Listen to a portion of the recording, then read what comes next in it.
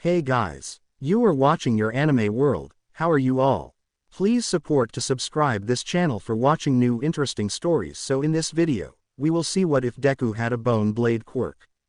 Here is short summary. If an effort to help a quirkless Izuku, his parents take him to the US where he will take part in a top secret experiment. There he will meet a certain blonde-haired, horned girl which will start him on a new journey. But before we start, if you want more stuff like this, then be sure to subscribe and like this video. And if possible share this video with your friends. Now let's start the story. Izuku, wake up, we're here. The gentle words of his mother, as well as the light shaking of his shoulder, roused the young boy from his sleep. A sleep which grew less and less pleasant as the days went by, each bone-chilling event playing on loop in his mind every time he closed his eyes. It always started out the same, seeing the doctor slouching in the chair before him as he told the 4-year-old boy that he would never get a quirk.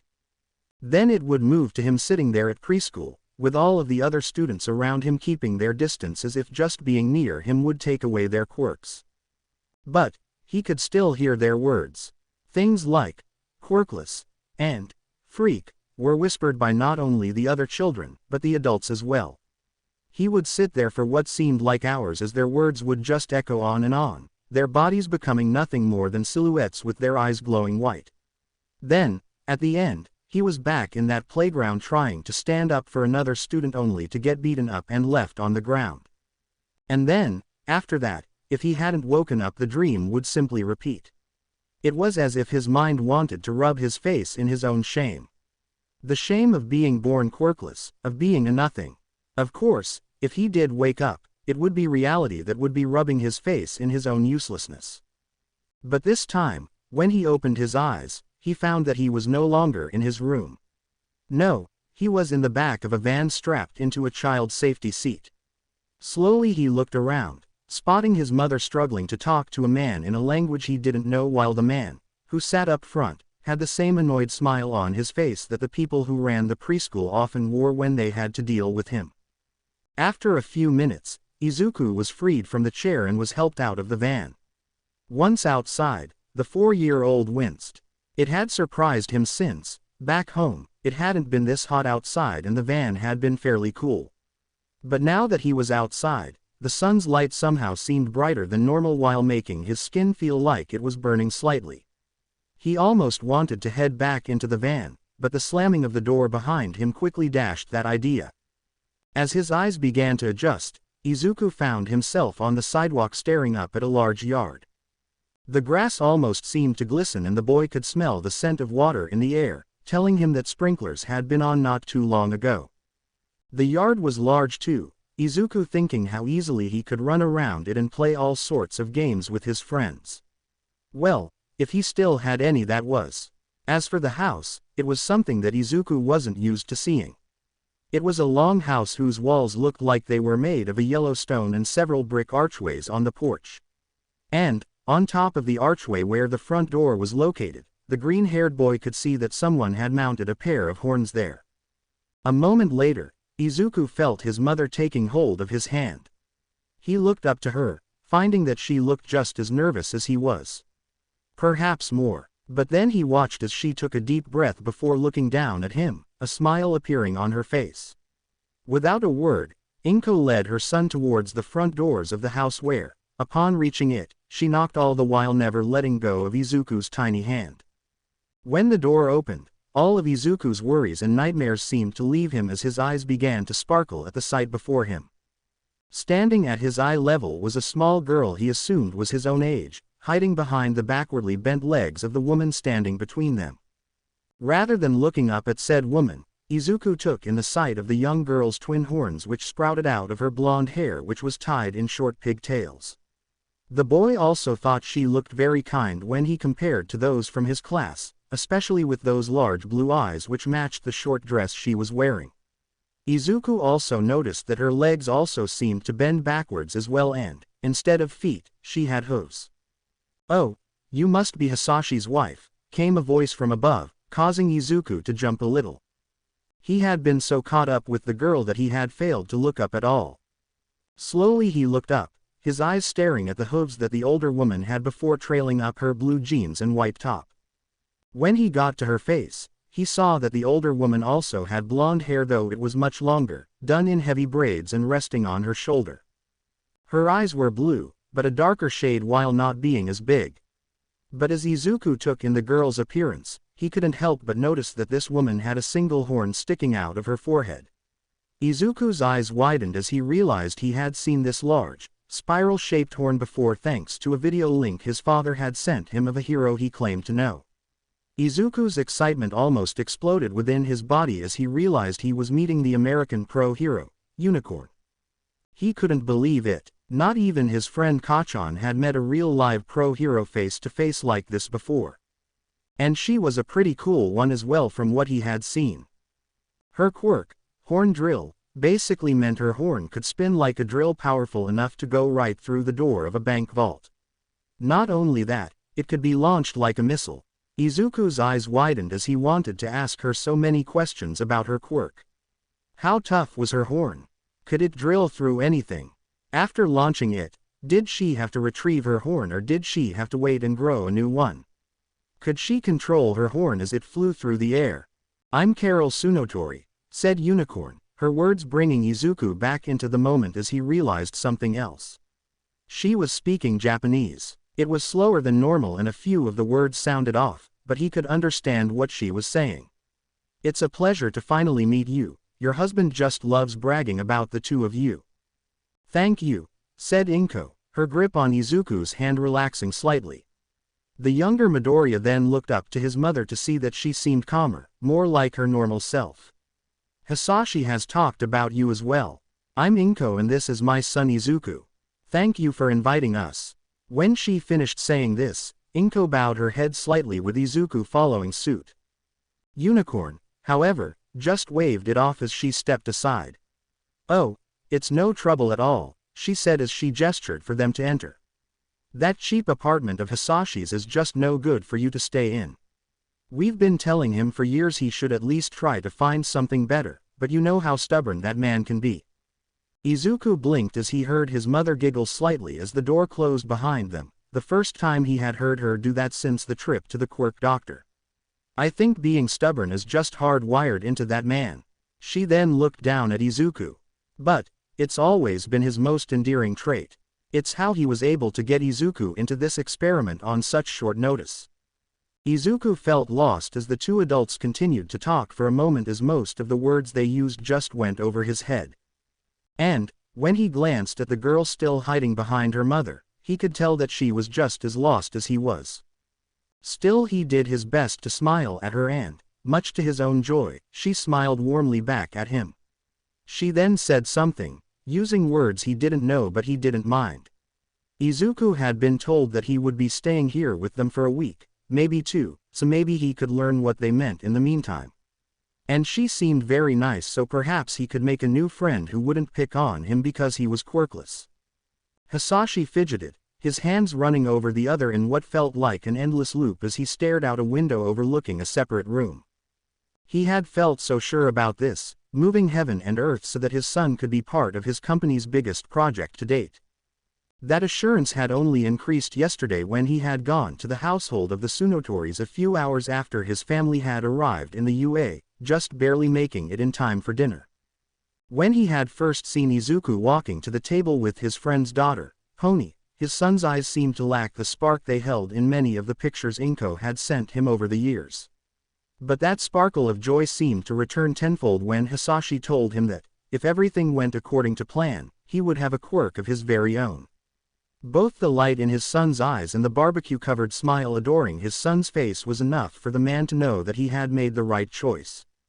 But now, seeing it in action, he was beginning to have second thoughts. Then again, how could he not when the sight before him looked like something straight out of a horror movie? The room was filled with a 10 by 10 grid of child-sized rectangular tanks, each one of them full of a green liquid, as well as a child in each one. All of these children had their eyes closed, breathing masks strapped to their mouths while several tubes were connected to their arms and legs as they pumped various colored liquids into the systems of each of the floating children. And one of those children was his son, Izuku. More than once, Hisashi had looked down at his son who floated there with the rest while various technicians and doctors moved between the spacious rows, all of them carrying tablets of some kind as they checked on either the equipment or the status of the volunteers. Honestly, you would have to be pretty messed up in Hisashi's opinion not to be freaked out by seeing all this. He was just glad Inko wasn't here to see this herself. Still, this was all for Izuku's sake, all thanks to the dream project of his company and the United States government. Since the beginning of the Hero Society, this country had lost a good number of heroes. To be honest, that was something that all nations shared. But, with the crime rate in the United States being one of the highest in the world, so too was the death rate of those heroes. And, by extension, their quirks also died along with them, as so many were unable to pass on their quirks to their offspring before their untimely demise. To combat this issue, the U.S. government contracted with several companies in the hopes of either helping to produce more powerful quirks, or finding a way to resurrect the quirks. Thus, Project Quirk Rebirth, a horrible name in his opinion, began. Hisashi had a good understanding of Project Quirk Rebirth.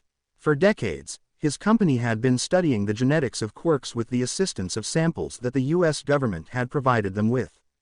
Once they understood what they were working with, the issue became trying to find a way to graft the quirks onto another. Currently, Hisashi was looking at their most recent attempt. It had been decided that after the company's last failed attempts that younger bodies that were still developing might be better suited.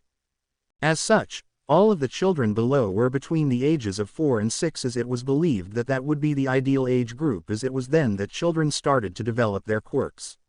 Everything that these children were now going through was designed so that they would not only gain access to these quirks, but also altering their bodies so that they would be able to handle them as well. Hisashi's gaze narrowed slightly as he saw a few doctors beginning to merge to where Izuku was. By the time there were 10 of them, all huddled around and exchanging data with each other, that narrowed gaze turned into panic for his son. Was there something wrong? Unlike all the other children, who came from powerful hero families who hoped that this process would either give them 2 quirks or combine the quirks into something more powerful, Izuku was the only quirkless child down there.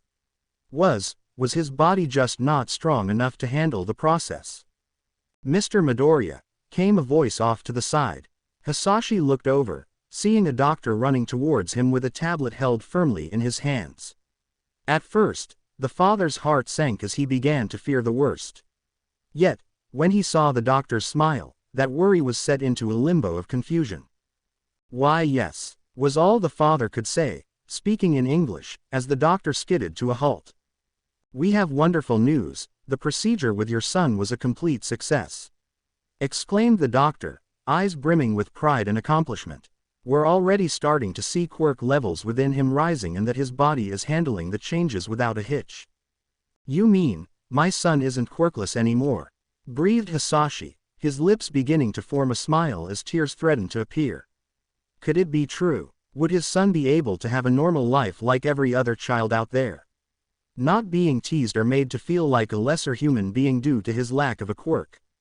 "That's right," beamed the doctor.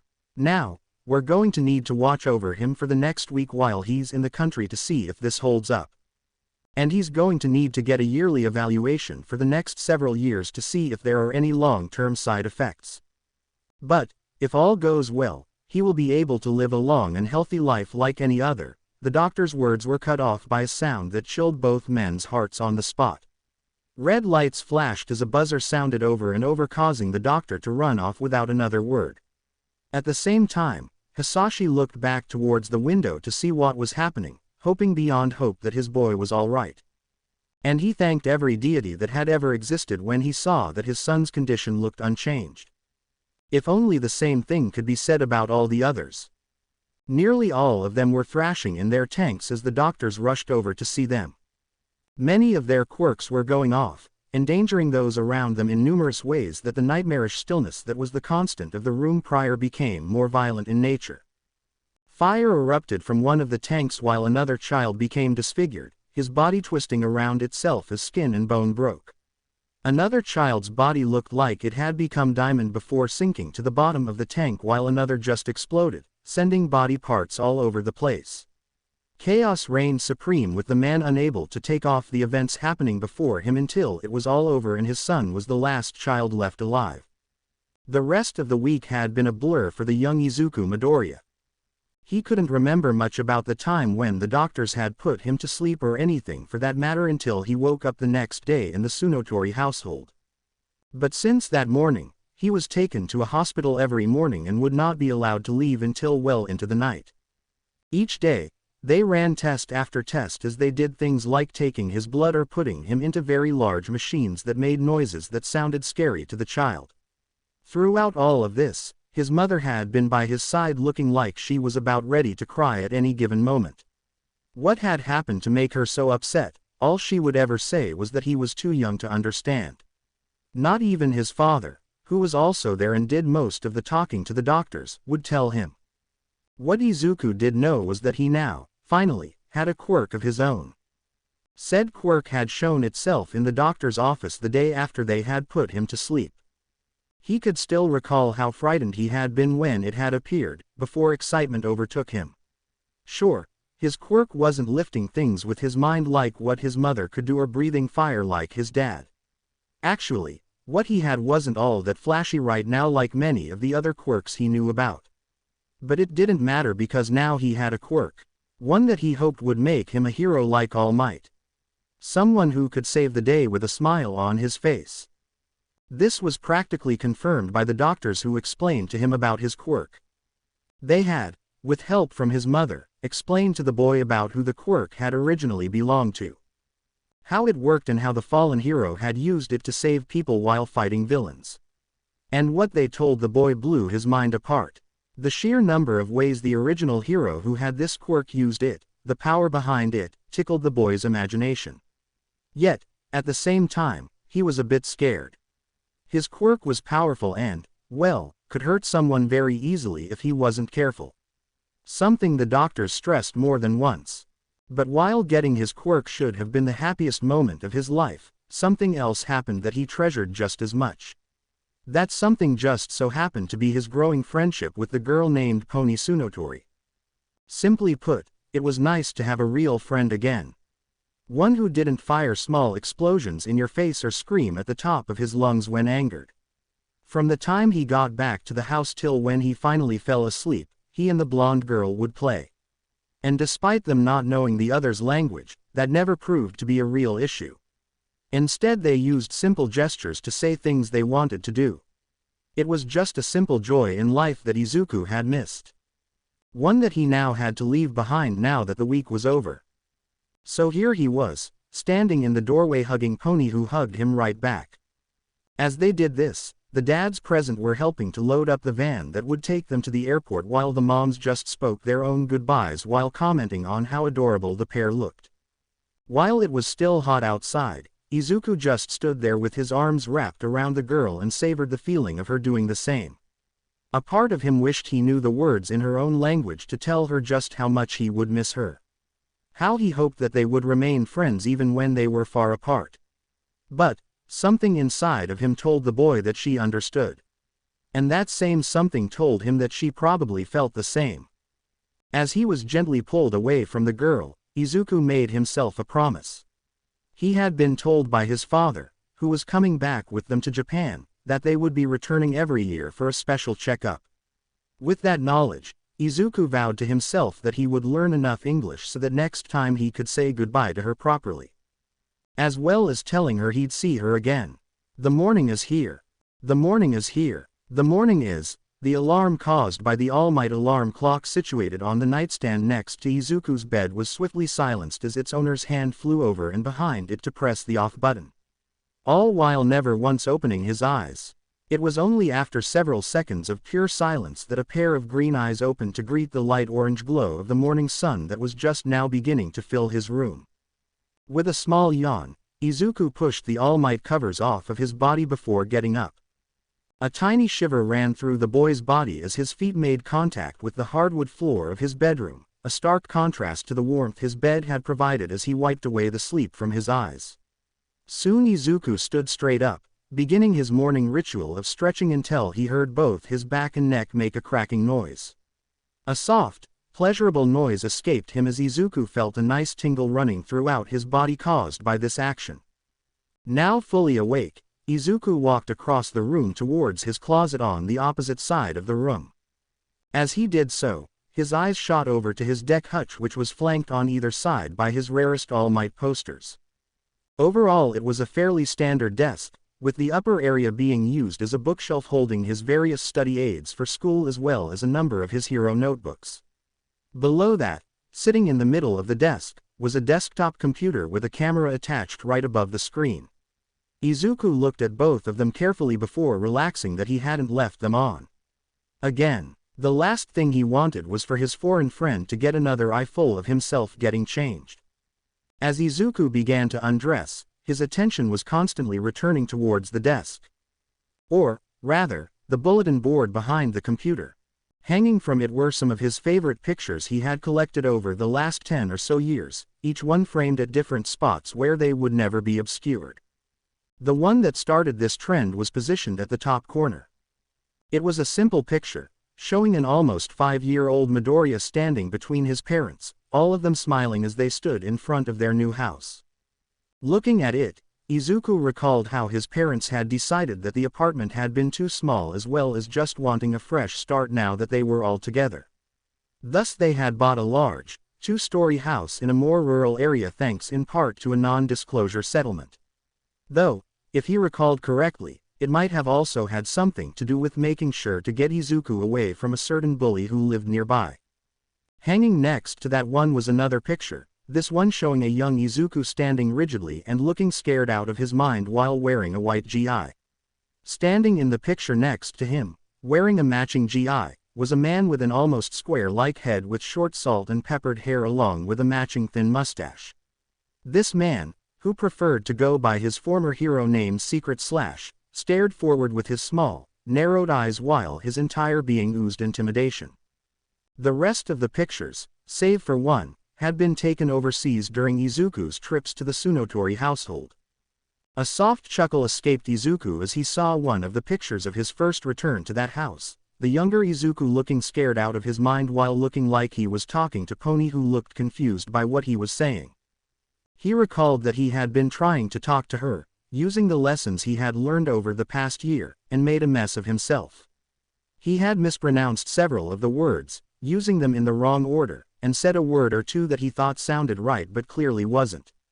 Thankfully, Mrs. Tsunotori had been the one taking the picture and was able to clear up any misunderstanding. Besides, Pony hadn't been any better. Following that picture, many of the rest were fairly innocent. Just images of them playing together, returning from the All Might movie, going to the Texas Hero Hall of Fame, and so on. But some of the more recent images just reminded Izuku of how much the two had grown up. In particular, one picture of them taken last year when they had visited a water park. The two of them stood there, side by side with the sparkling pool in the backdrop.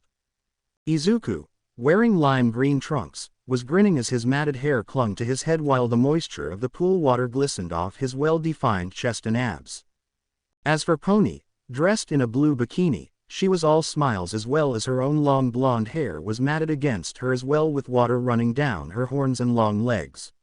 Izuku had wrapped an arm around her bare waist, bringing the two close enough for their bodies to be pressed against each other.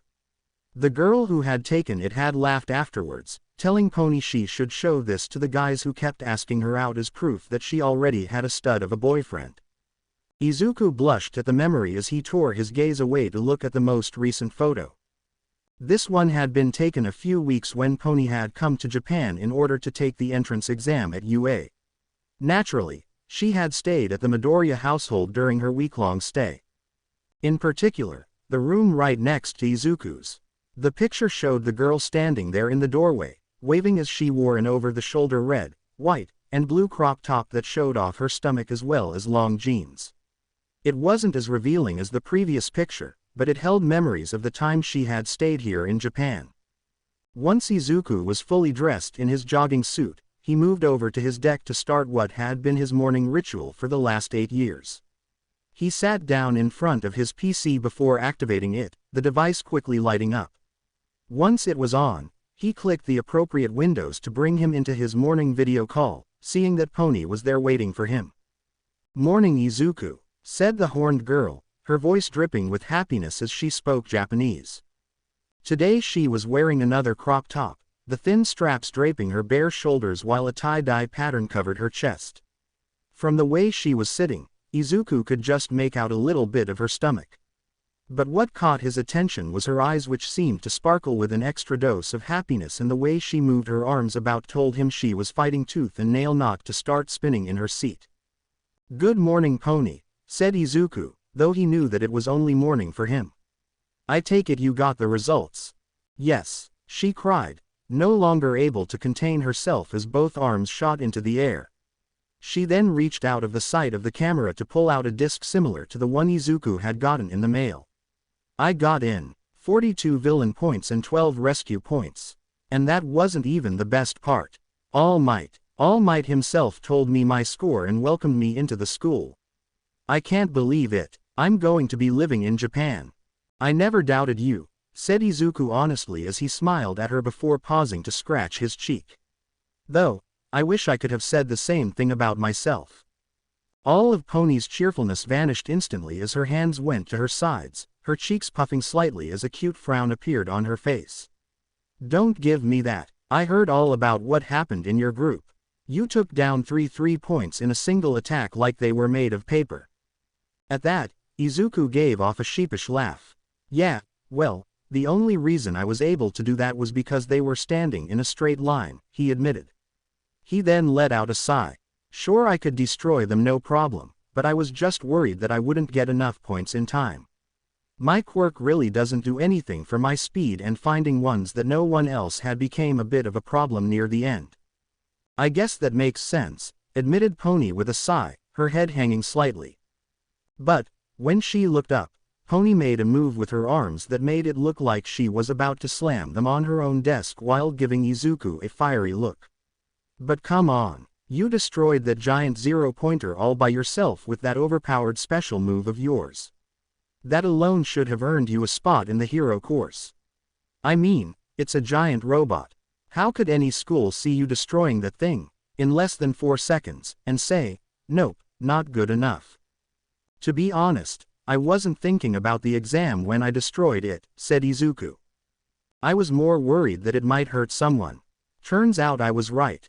If I had been a few seconds slower, that robot would have walked through a building where several students were in."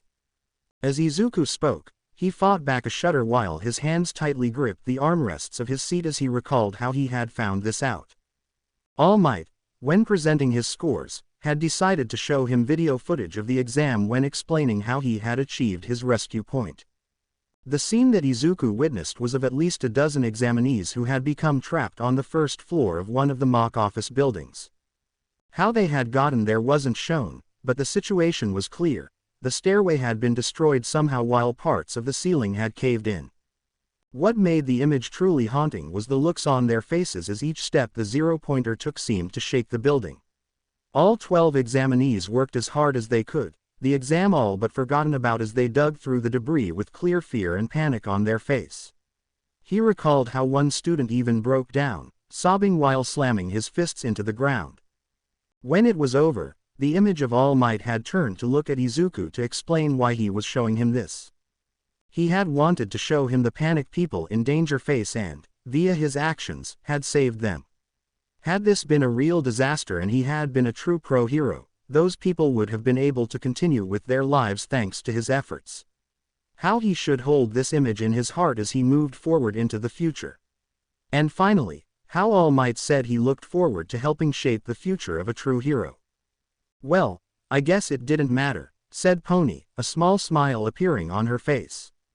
"We both got in." At that, Izuku nodded. His score had been 76 points on the practical exam. 34 villain points with the remaining 42 being rescue. When he had gotten his score, Izuku had wondered how they had determined this since the max number of rescue points was 60. The best he could come up with was that he hadn't known for sure if anyone had been in those buildings. But, as Pony said, it didn't matter. He was in. He was going to UA, his dream school ever since he had heard about its existence. The best hero school in the country. Maybe even the world. And the icing on the cake was that he was going to be living there with Pony.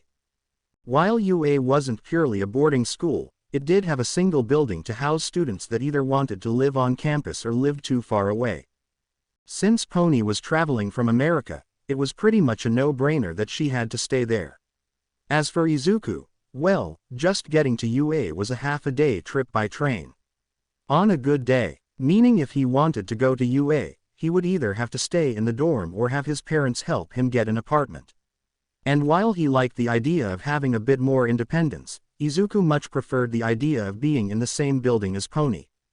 As Izuku was about to ask when Pony would be moving into the dorm, something primal within him began to stir while a fantasy began to play within his mind.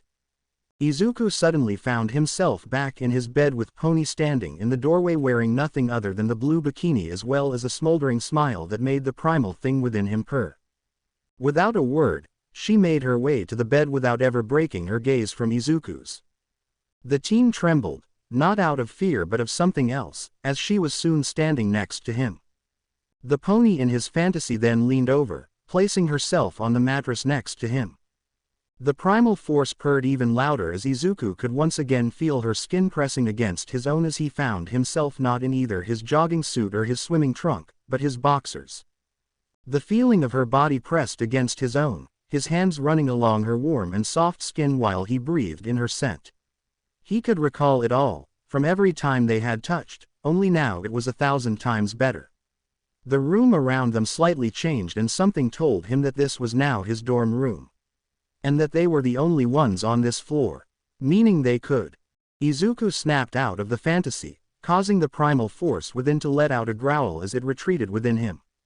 Silently he cursed himself for getting lost in another fantasy, ones that had become more common as of late.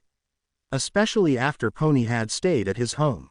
And given the imagery, the frequency, and the one person who was in all of them, Izuku had a pretty good idea what his mind was telling him.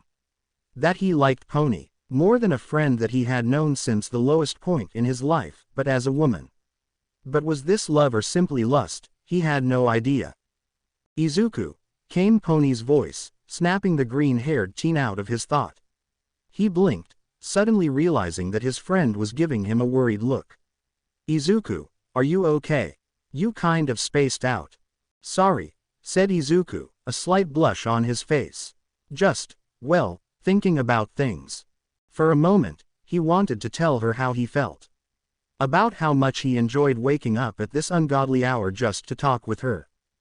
To see her smiling at him and how it was 1,000,000 times better in person. To tell her all the things he had wanted to tell her when she had stayed at his place. But the more rational part of his mind warned against that. Soon she would be moving to Japan, starting a new school and moving into the dorms. There was no need to make any of that awkward for her. They had time. Shaking his head to clear his thoughts, Izuku smiled at Pony in a reassuring manner. I'll tell you about it later. Promise. Anyways, do you know when you're? Pony, it's time to, came a muffled voice of another girl speaking in English, the door opening causing both Izuku and Pony to jump a little in their seats. Izuku watched as Pony turned her head to look at who had entered her room and, a moment later, another face filled the screen. The new face had a sly look in her brown eyes as looked at Izuku before speaking in decent Japanese. Should have known she'd be chatting with you. So, how's it going, broccoli boy? Hello Jazz, said Izuku, his heart rate returning to normal at the sight of one of Pony's friends. Jasmine Street, Peters, or Jazz as she preferred to be called, was a friend of Pony's and a girl Izuku had known almost as long as the horned girl herself. With her red hair tied in a ponytail and her heavily freckled face, she looked cute, though Izuku privately maintained that Pony was the cuter of the two. Things are going great. Oh, before I forget, I heard your audition went well. You know it, said Jazz with a big smile on her face. Which is why we're going out tonight to celebrate on our parents' dime. Unlike both him and Pony, Jazz had no desire to be in the hero business. Instead, she wished to devote her life to dancing either on the stage or to open up her own studio. And she happened to have the perfect quirk to help her do it. Her quirk, Dancing Flames, allowed her to bring existing fire around her legs and manipulate it into various shapes as she moved. He had seen this quirk in action a few times while at the Tsunotoris, especially when they were having an outdoor barbecue. "Well, don't forget to send me tickets for your big debut," said Izuku with a chuckle. "Only if you promise to give me an autographed picture of your hero rookie card or whatever you have over there in Japan," said Jazz. "That thing will be worth a freakin' fortune when you become one of the top heroes in the world." "Pony, Jazz, come on, we need to get going," came another voice from off the screen, again in English. Only this one was not familiar to Izuku. Before he could say anything, another girl entered the frame of the screen. Upon seeing her, Izuku couldn't help but think that, due to both her voice as well as her half-closed eyes, that she had a bit of an airheaded personality. She was wearing a skin-tight shirt that showed off every curve, including her mammoth-sized beeps. Also, Izuku noticed that she had a thin tail that was the same color as her wavy, purple hair, ending with a heart-shaped spade at the end. "Oh, who's this cutie?" asked the new girl as Pony and Jazz shot her annoyed looks. Before he could say anything, the girl's eyes widened for a moment before returning to their previous appearance. When she spoke next, the girl's voice came out almost like a purr while her tail wagged in the background. "Isn't he the boy in the picture you were using to PLE? Sarah," they both cried together, leaping over to the newly named girl to tackle her. Within moments, Pony had her arms around Sarah's stomach as she tried to pull her away while Jazz had her hands on the girl's mouth. Or, at least, was trying to as Sarah was thrashing about. "What's the big deal?" demanded Sarah after pulling away Jazz's hand. "It's not like he understands what I'm saying." "Actually," began Izuku, speaking in English, "I can." His words caused Sarah to freeze, her eyes wide as she looked at Izuku. "I got to go. Bye Izuku," screamed Pony as she made a mad dash to her screen. A half a second later the feed went dead, leaving a somewhat confused Izuku alone in his room. "You know, Izuku, I'm going to miss these morning spars once you leave," said Secret Slash as he delivered a roundhouse kick to the boy's head. The teen spotted this, leaning backwards far enough so that the blow sailed above him before fluidly righting himself. Izuku then moved to Secret Slash's side, launching his own kick which the older man blocked with his own. Rather than pull back, Izuku fired off another 3 kicks which the master blocked with the same amount of ease. The green-haired teen looked like he was about to do it again, as if he were preparing to kick his opponent's leg enough times until it broke, but came short so that he instead spun around while bringing himself in closer for an arm strike. Secret Slash saw this, leaning to the side to avoid the blow before countering with his own strike. The teen reacted by raising his own forearm to block, their legs flying through the air as soon as their upper limbs connected.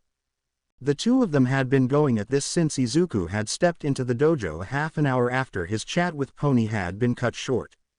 Well, he did take a few minutes to change out of his jogging suit and into his GI, but that's beside the point. The two had been relentless in their bouts, going at it without ever taking a single break. They just continued to attack each other, spinning and weaving around in a circle as their movements flowed effortlessly from one to the other. Dodging blows by leaning back with incredible flexibility or simply moving to the side with so much grace that it almost looked like they were dancing. And even though Izuku's GI was growing damp with sweat, his breathing was heavy, and was getting knocked down every single time, the teen would just get back to his feet ready to go again. What's more, the two had been at this for so long the empty, silent dojo that they had been in was starting to fill for the morning classes. Some of the people who were now milling into the dojo were students like Izuku, from either the local middle or high school. The rest were sidekicks, sent here by their respective heroes to get in additional training for hand-to-hand combat. "Thank you sensei," said Izuku, noticing out of the corner of his eyes that several of those who had already arrived were seated on either side of the dojo hall, watching master and pupil in great interest. And Izuku could see that Secret Slash had done the same. Looks like class is about to begin," said Secret Slash as he dropped out of his fighting stance. Normally, when he did this he would give Izuku a short bow, but instead he turned to get a nearby towel. As he began to dab his face with the towel, the older man continued. "I do hope you will continue to put this level of dedication with your hero training once you get into UA. I expect you to put up even more of a challenge once you return from break. If not, I will be sorely disappointed. I promise sensei, said Izuku, quickly bowing before the older man with so much speed and force that it looked like he might have fallen forward. And I'll make the most of the time I have left training with you. I would have been disappointed if you didn't, said Secret Slash with a nod, turning to look at the green-haired teen with a bit of a smile. But then again, there was never a doubt in my mind that you would continue your training under me for as long as possible. Then, the older man brought a hand to his chin while a look appeared on his face as if he were trying to recall something. Tell me, did your friend manage to get in as well? The foreigner with the blonde hair and horns. Izuku felt his face heat up as he recalled when he brought Pony with him to the dojo, wanting to show her where he had learned to fight so well with his quirk. Why yes, she made it in as well, he managed to say, earning a laugh from the older man. Well then, that changes things a bit, said Secret Slash. Izuku, while I know you will not slack in your training, please be sure to make time for her as well. Give your relationship with her the same level of dedication as you do with your training. Izuku's face began to burn all the brighter as his sensei said that. And, as he brought his hands up to wave off the comment, he could hear a few people snickering. Were NN not? I mean, were N not yet, stammered Izuku, panicking at being called out on his feelings from his sensei out of the blue like this. Just how did he even know? I mean, plan on it. Well, what I mean is that I would have thought someone like you would tell me to focus on my training and school. That I won't have time for those kinds of, distractions. Well now, said Secret Slash as he lowered his head again, a hand coming back up to his chin to stroke it over and over again. I can see why you would think that. To be completely honest, that was the mindset I had back in my old high school days. That I should devote every moment I was in school to my training, both with my quirk as well as my studies if I wanted to be the best hero.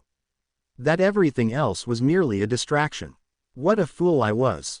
Sensei, asked Izuku, staring at the older man who slowly raised his head to look at him.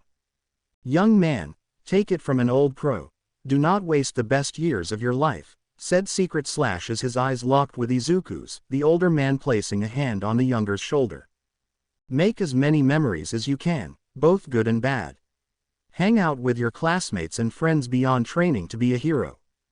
Go out of your comfort zone and try new things, even if you wind up making a fool of yourself. Do not think that there will be time later because later might never come. More so for people like us. He then shook his head as he removed his grip from Izuku's shoulder. Just enjoy yourself for as long as you can.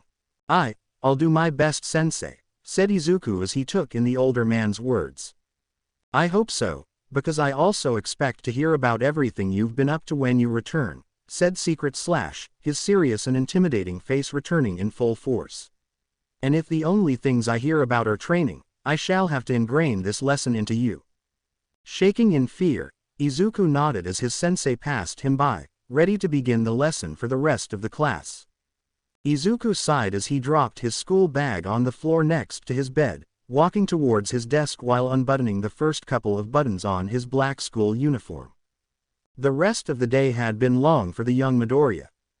Today's lesson with Secret Slash had been a bit more intense than normal as he had sanctioned the use of quirks during their one-on-one bouts as long as they didn't do anything too destructive.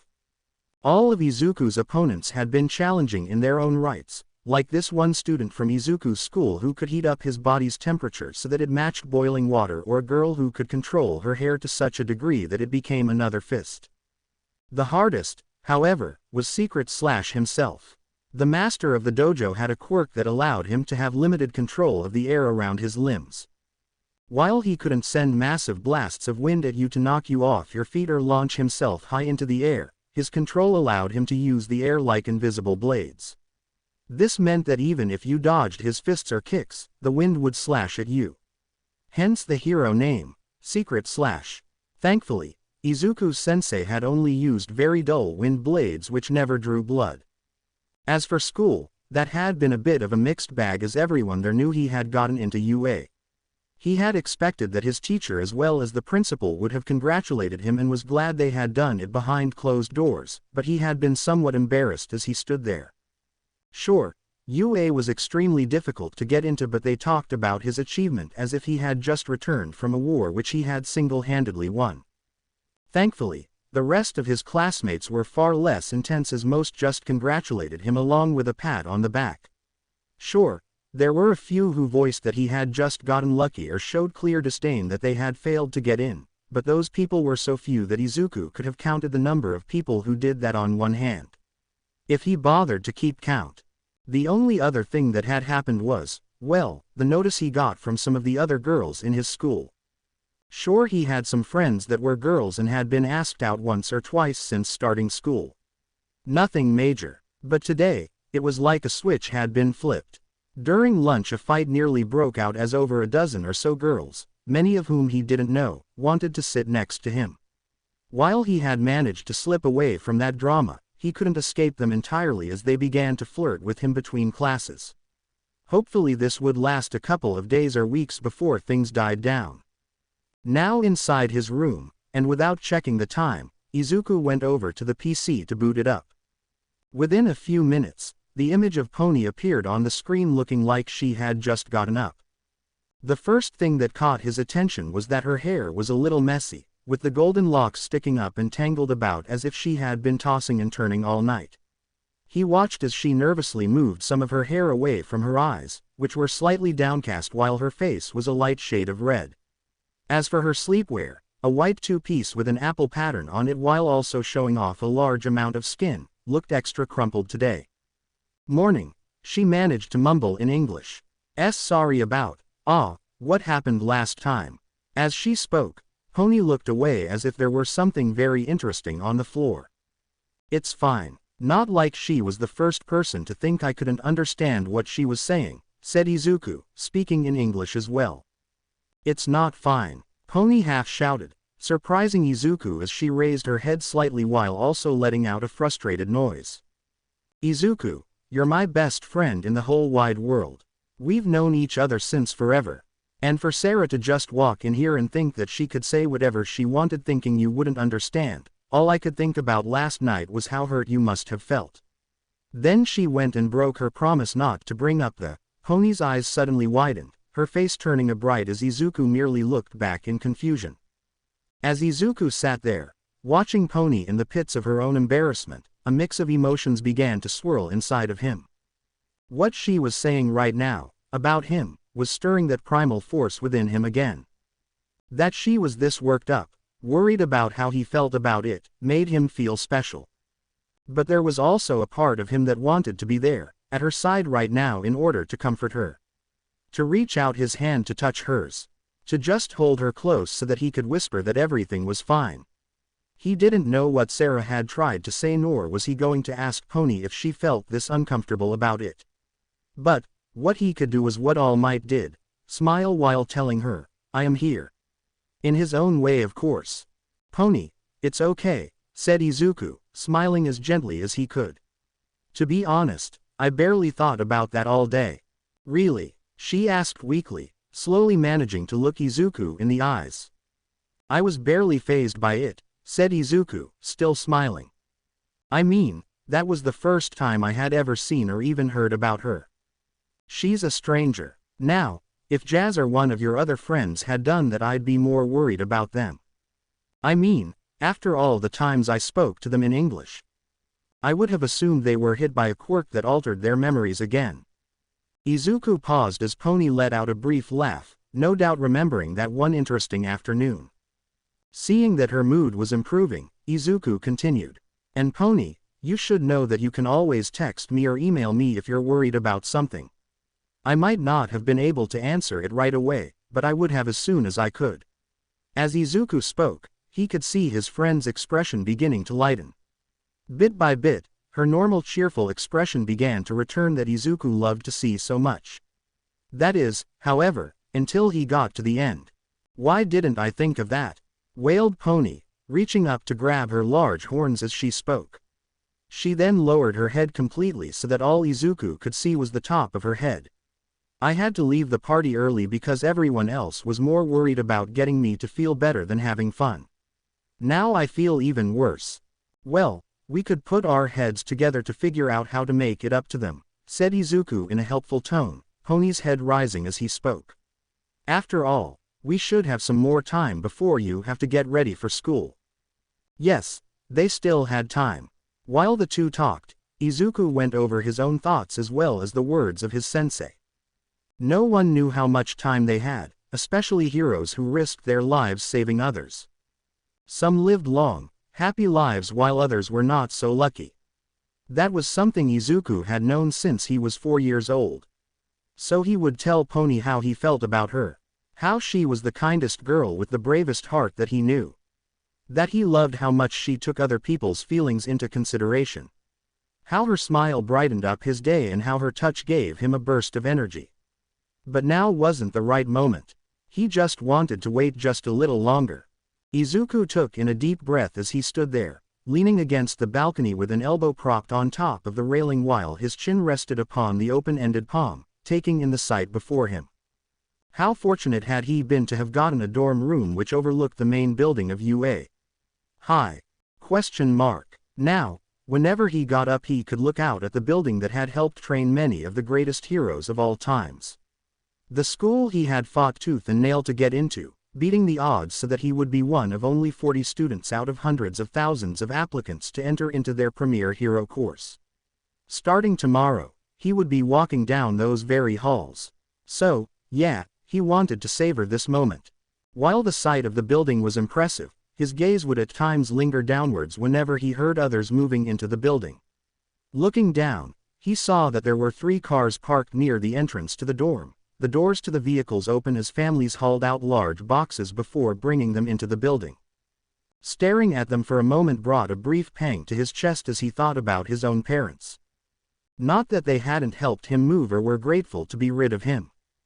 Far from it, they had hired movers to transport his stuff while they had taken a train, spending the night in a nearby hotel and having a celebratory dinner in honor of Izuku getting into his dream school.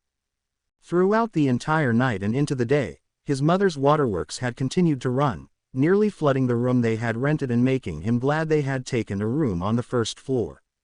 And when they were moving his stuff into the dorms, well, the janitorial staff here at the dorms had to follow behind them due to the large puddles she was leaving behind.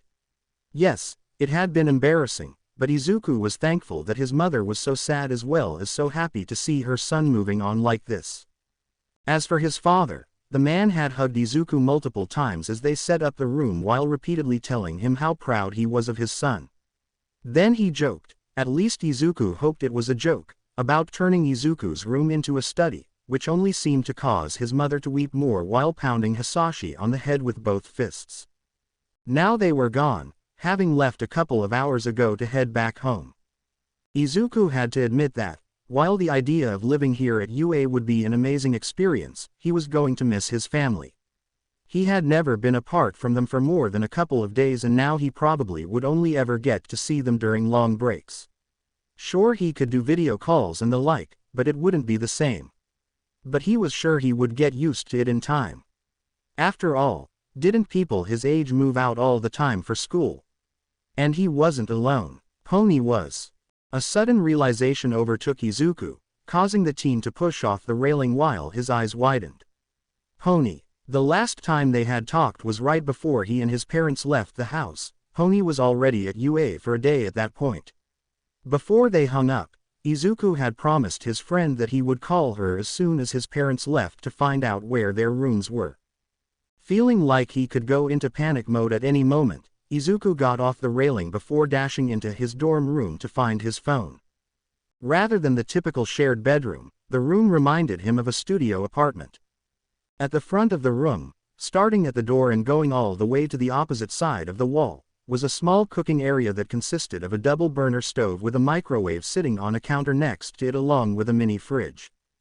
The rest of the room was decided for his living space, with his bed pressed against the wall close to the sliding door. A desk had been provided for him on which his new laptop sat, plugged in and with the Wi-Fi password already saved into it. There was no bookshelf or anything like that connected to the desk, so Izuku had stacked all of his hero notebooks neatly in a pile in the far corner. As for his pictures, well, Izuku thought it might make him look a bit weird if he ever invited anyone into his dorm room and they saw the massive amounts of pictures of him and Pony. So instead he had only brought 2 with him, the one of them in their bathing suits and one of just Pony. The other picture on his desk was of himself and his parents taken right before they took him to UA. Next to the desk was a door leading to a tiny bathroom. Thankfully the phone was on the desk, plugged into its charger. After picking it up, the team quickly unlocked it and saw to his relief that no one had called. Taking a breath, Izuku went to his contacts before pressing on Pony's whose icon was a picture of her smiling. Instantly the phone began to ring and before the third it was picked up. "Izuku, there you are," came Pony's voice in Japanese. "I was getting worried." "Yeah, sorry about that," replied Izuku, scratching the back of his neck as he moved over to the bed and sat down. Kind of got a little distracted. You know, being here at UA and all. Maybe I should have called you as soon as I got here." No, said Pony in a dismissive tone. "That was Midoriya family time. I'm sure they would have loved the extra help, but they probably wanted to spend as much time as possible with just you. And I sort of know what you mean. It took me a while to, calm down once it hit me that I was here as well." The two paused, sharing a brief laugh together. "Glad you're not upset," said Izuku once they stopped laughing. "So, what room are you in?" "I'm in 610. 610, came Pony's voice, excitement radiating off of it. Izuku opened his mouth to say something, but the sound of a door being slammed cut him off. He could then hear the familiar sounds of hooves running over the phone, while at the same time hearing a similar sound outside in the hallway. Before Izuku could piece together what was happening, there was a pounding on his door that caused the team to leap to his feet. His heart began to pound as he moved over to the door, opening it as another wave of pounding started. And there, in the doorway, was Pony. She stood there, hand raised and balled into a fist as if ready to begin knocking again.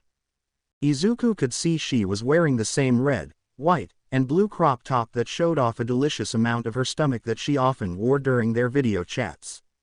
Below that she was wearing jeans that hugged her strong legs nicely, stopping right at her hooves. Yet the thing that really caught his attention was the sparkle that appeared in her eyes as a huge smile appeared on her face and the sparkle in her eyes. "We're on the same floor," she cried out in English, jumping with joy. "I'm in room 604.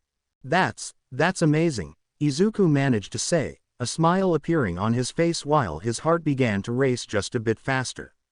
He had known that the UA dorms were co-ed, so they would be definitely living in the same building.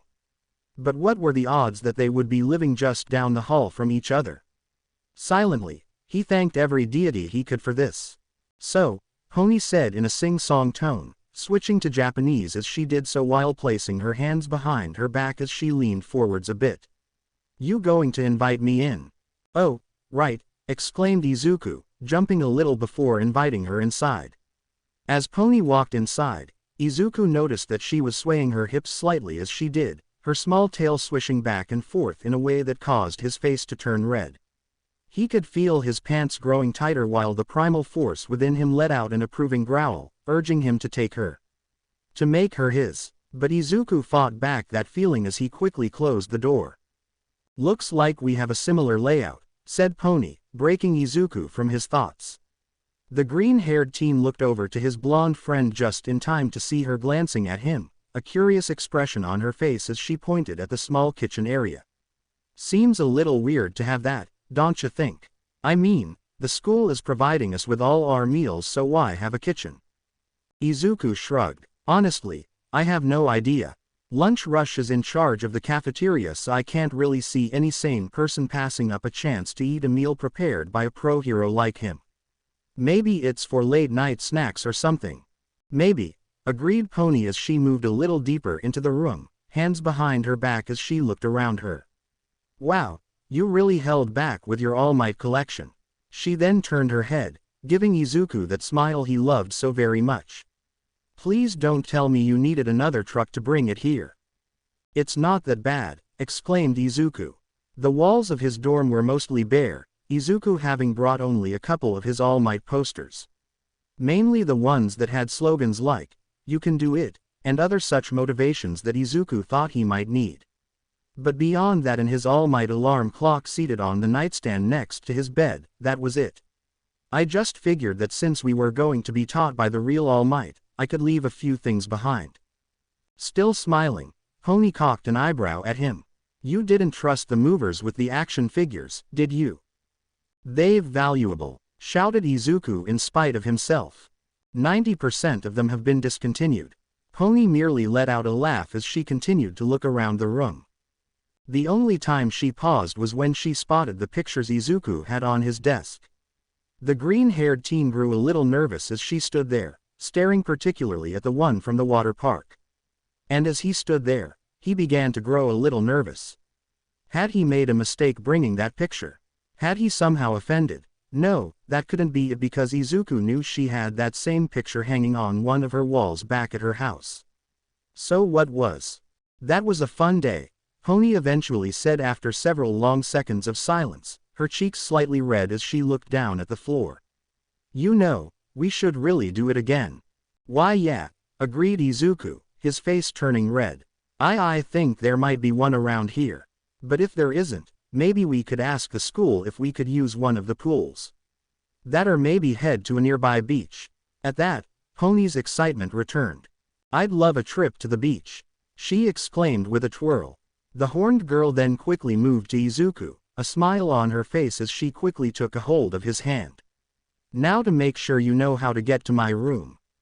What? Was all Izuku could say as he found himself being pulled out of his room by Pony, barely able to close his room as they exited. Doors flashed in and out of Izuku's vision as he was swiftly brought down the hall, barely able to read any of the door numbers until they finally stopped in front of one that read 604. Bouncing on her hooves, Pony quickly opened her door before bringing Izuku inside and closing the door behind them. Now inside someone else's dorm for the first time, Izuku saw that Pony had been right. Their rooms were, for the most part, identical. Pony's kitchen area, he saw, already had 2 bowls of fruit, one containing Honeycrisp apples while the other held Granny Smith. The bed had been turned sideways so that the headboard was pressed against the wall while the foot of said bed faced the desk, making it feel as if the room was cut in 2. Orange blankets were draped over the bed with an equally orange rug having been placed on the side.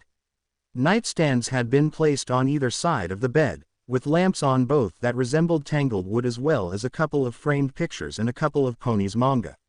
No doubt placed there in case she wanted to do a little bit of reading before bed. On the wall above her head was a poster of America's #1 hero, Stars and Stripes.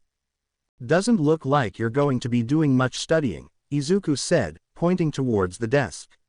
Sitting on the desk was a large, plasma TV that took up the majority of space on it with a Blu-ray DVD player hooked up next to it. Additional bookshelves had been placed on either side of the desk, making the place feel smaller. Izuku didn't need to move closer to know that everything in those cases were the girl's collection of anime and manga. I plan on doing it right here, explained Pony as she moved to the bed, dropping her behind onto it with enough force that she bounced a few times. The way I see it, we are going to be working our bodies and quirks to the extreme. We're going to be so sore that it would be harmful to sit in a hard chair, leaning forward as we do our homework.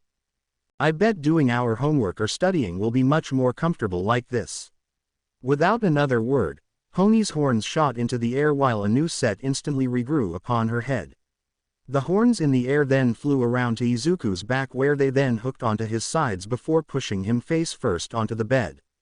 As Izuku took a deep breath, he felt the rustle of the bed and turned just in time to see Pony had moved to that she laid next to him with their faces inches apart.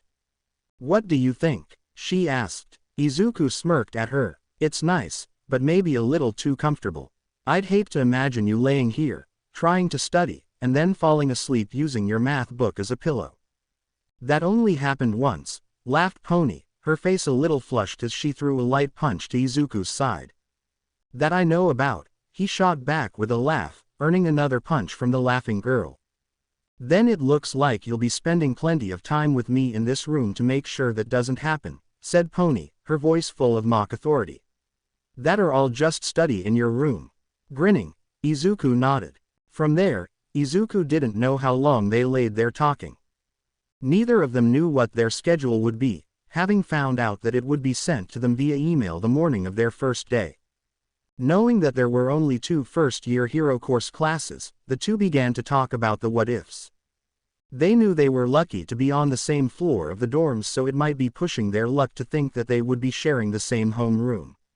So instead they just hoped that they could be in at least a few classes together. And if not that, then they could just catch up during there. Plus there were plenty of things they could do, like working out together or just chilling in Pony's room. And by the time they were ready to call it a day, stars filled the night sky. But, as he got up, Izuku noticed that one of the pictures by Pony's bed was the same one of them at the water park. "Where is it? Where is it?" Izuku repeated this one sentence to himself, over and over again as he walked down the hallways of UA at a quickened pace. His hands gripped the straps of his backpack as he moved through the clusters of students hanging around in their gray school uniforms identical to the one he was now sporting. Had he had more time, he would have taken the opportunity to write down some notes on some of the more unique appearances some of them had while trying to figure out what their quirks were. Izuku wanted to curse under his breath. Perhaps he should have waited for Pony so they could have tried finding their homerooms together. And he would have had it not been for the insistence of his blonde friend who, sadly, had overslept, only being awoken by him knocking on her door for the better part of 10 minutes.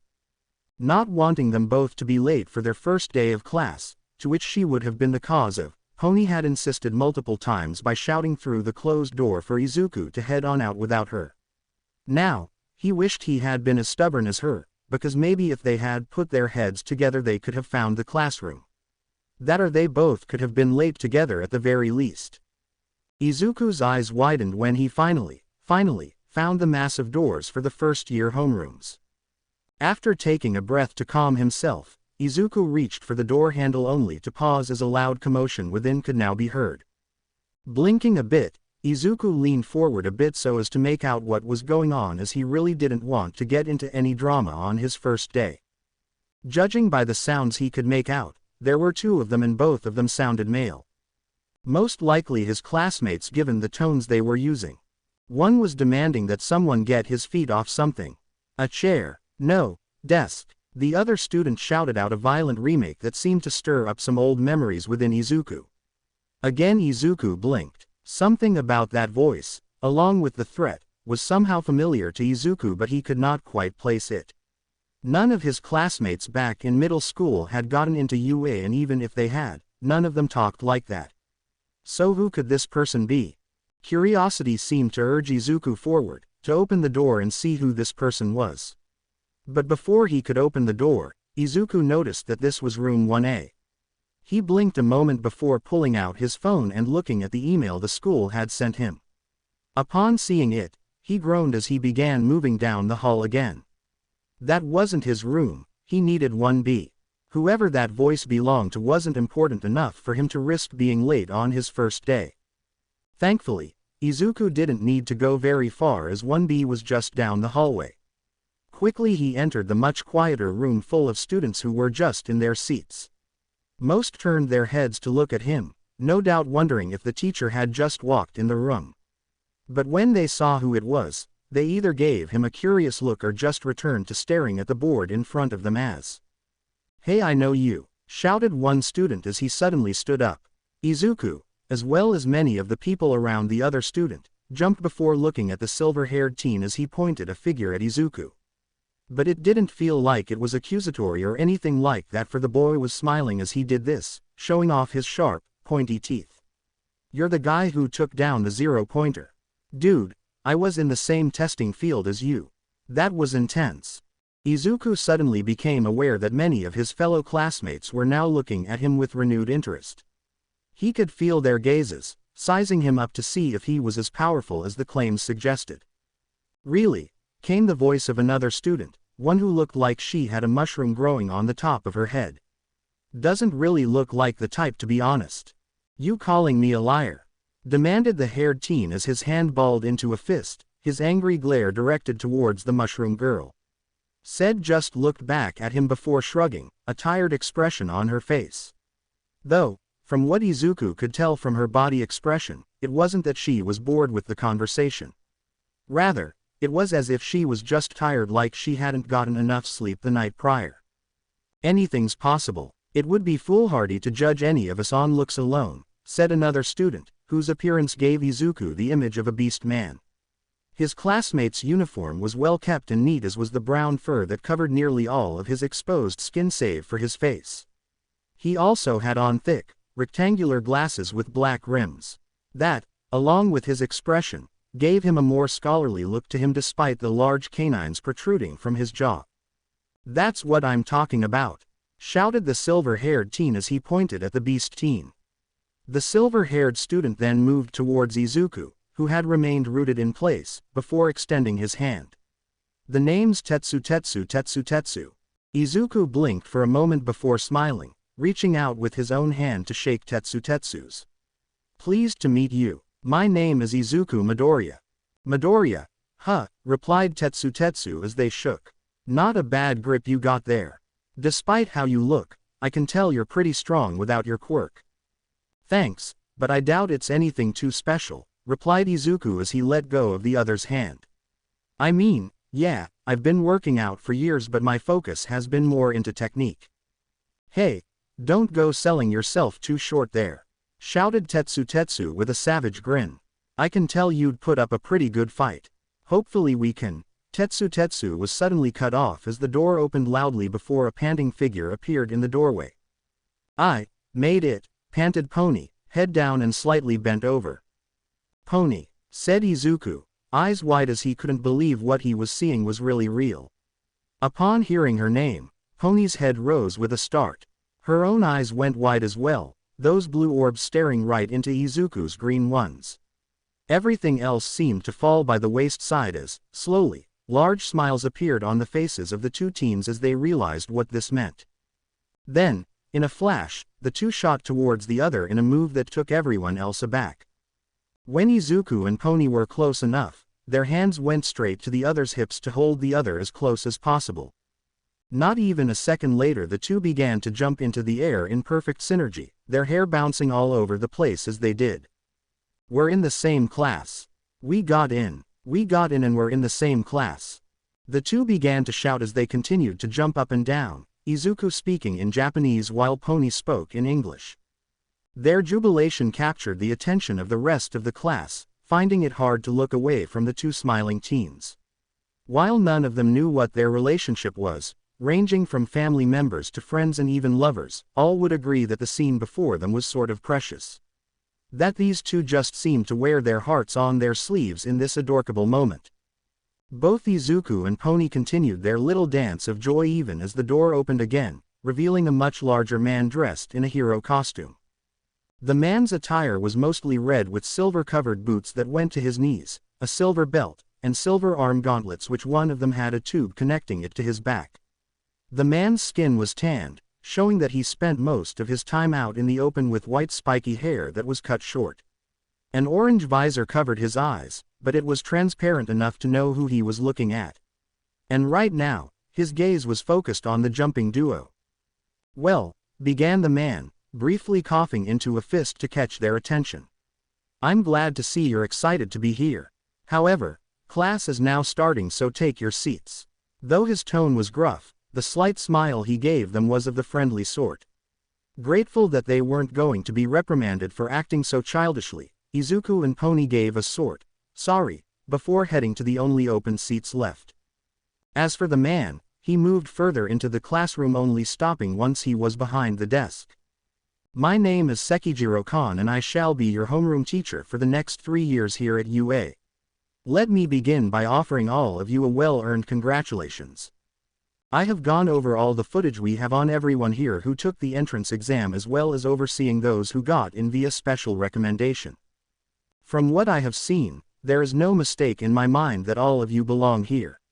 That your passing was no accident or stroke of luck.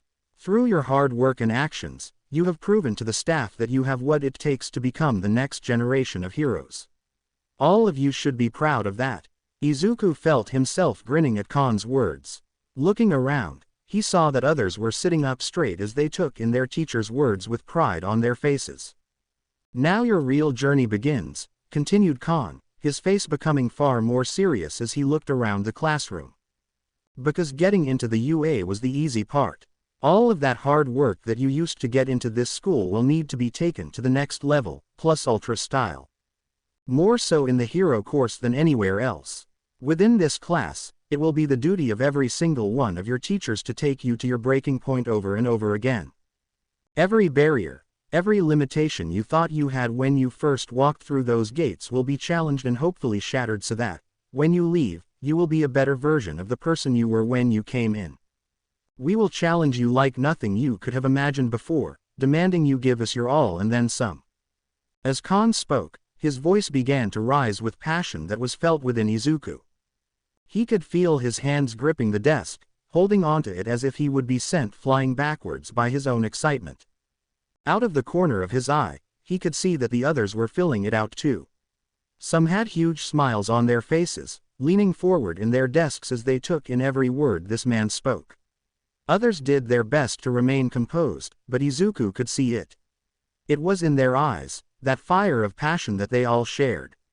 This was why they were here, this was why they chose this school over all the others, to be the best. "With that said," said Khan, his voice a bit more composed now as he looked down at his desk. "Your position in this class is never fully secure, even in your final year. There are those in the general studies, support course, and the business course who wished to be where you were all sitting. That, for one reason or another, were unable to pass the entrance exam.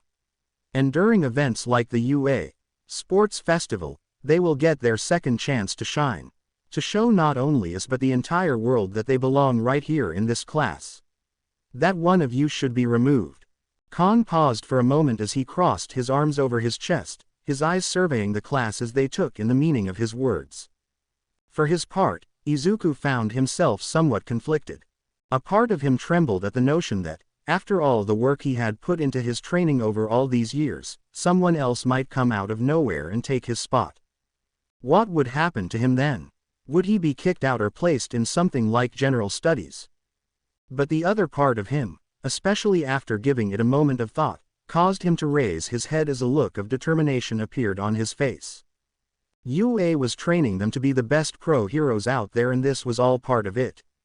To be a pro, you had to keep pushing yourself even when you finally had your own agency. You had to keep improving yourself, keep saving lives and protecting people from danger to stay in the ranks. And if you slipped up, failed too many times or just weren't that active, had a horrible scandal, then you could lose everything you had worked for.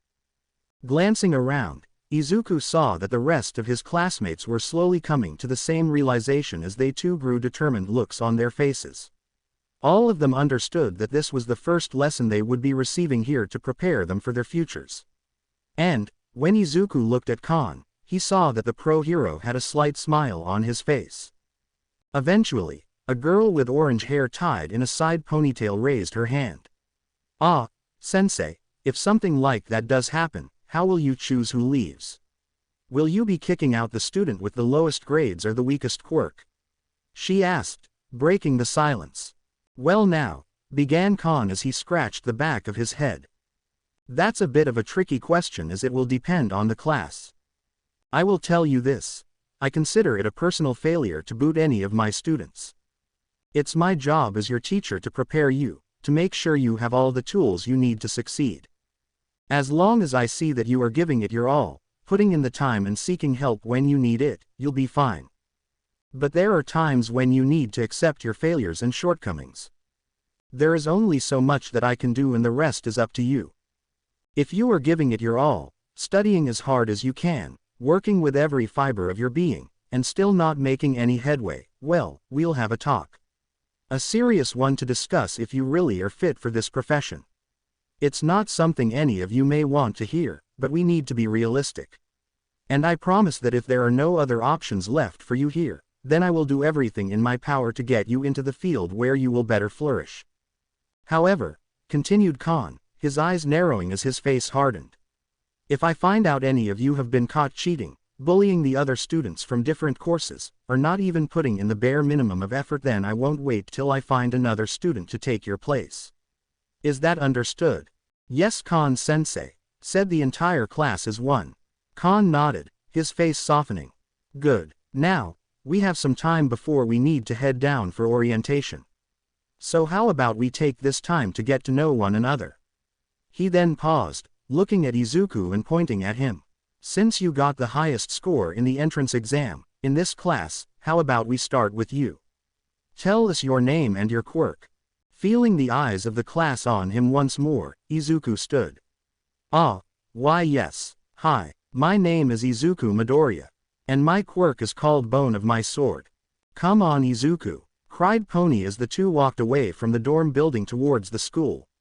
Time was on their side, neither hero student moving faster than a light walk with their bags in their hands. You know I'm right, just admit it. Izuku shook his head. I just don't see it, he said as he gave a sideways glance at the horned girl as she puffed up her cheeks. The girl falling in love with the guy just because he saved her life once. I don't know, just feels like a tired cliché. It's an awesome cliché, shouted Pony as she swung her arms around, Izuku holding back a laugh at this sight. If it wasn't, then it wouldn't even be a cliché. Besides, it happens in real life all the time.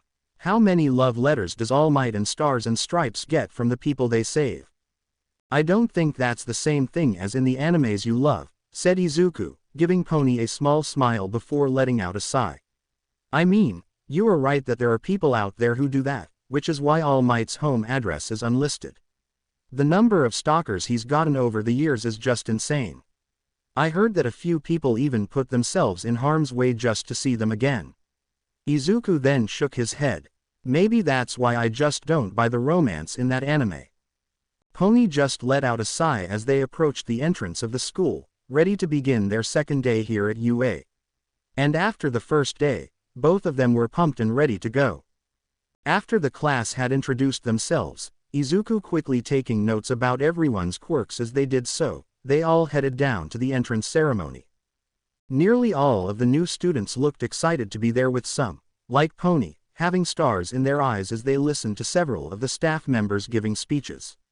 Izuku, however, had been a bit distracted at first when he saw that one class, 1A, was missing. Seeing how the other teachers noticed this, some even shaking their heads when they looked to where the missing class was supposed to be, was worrisome.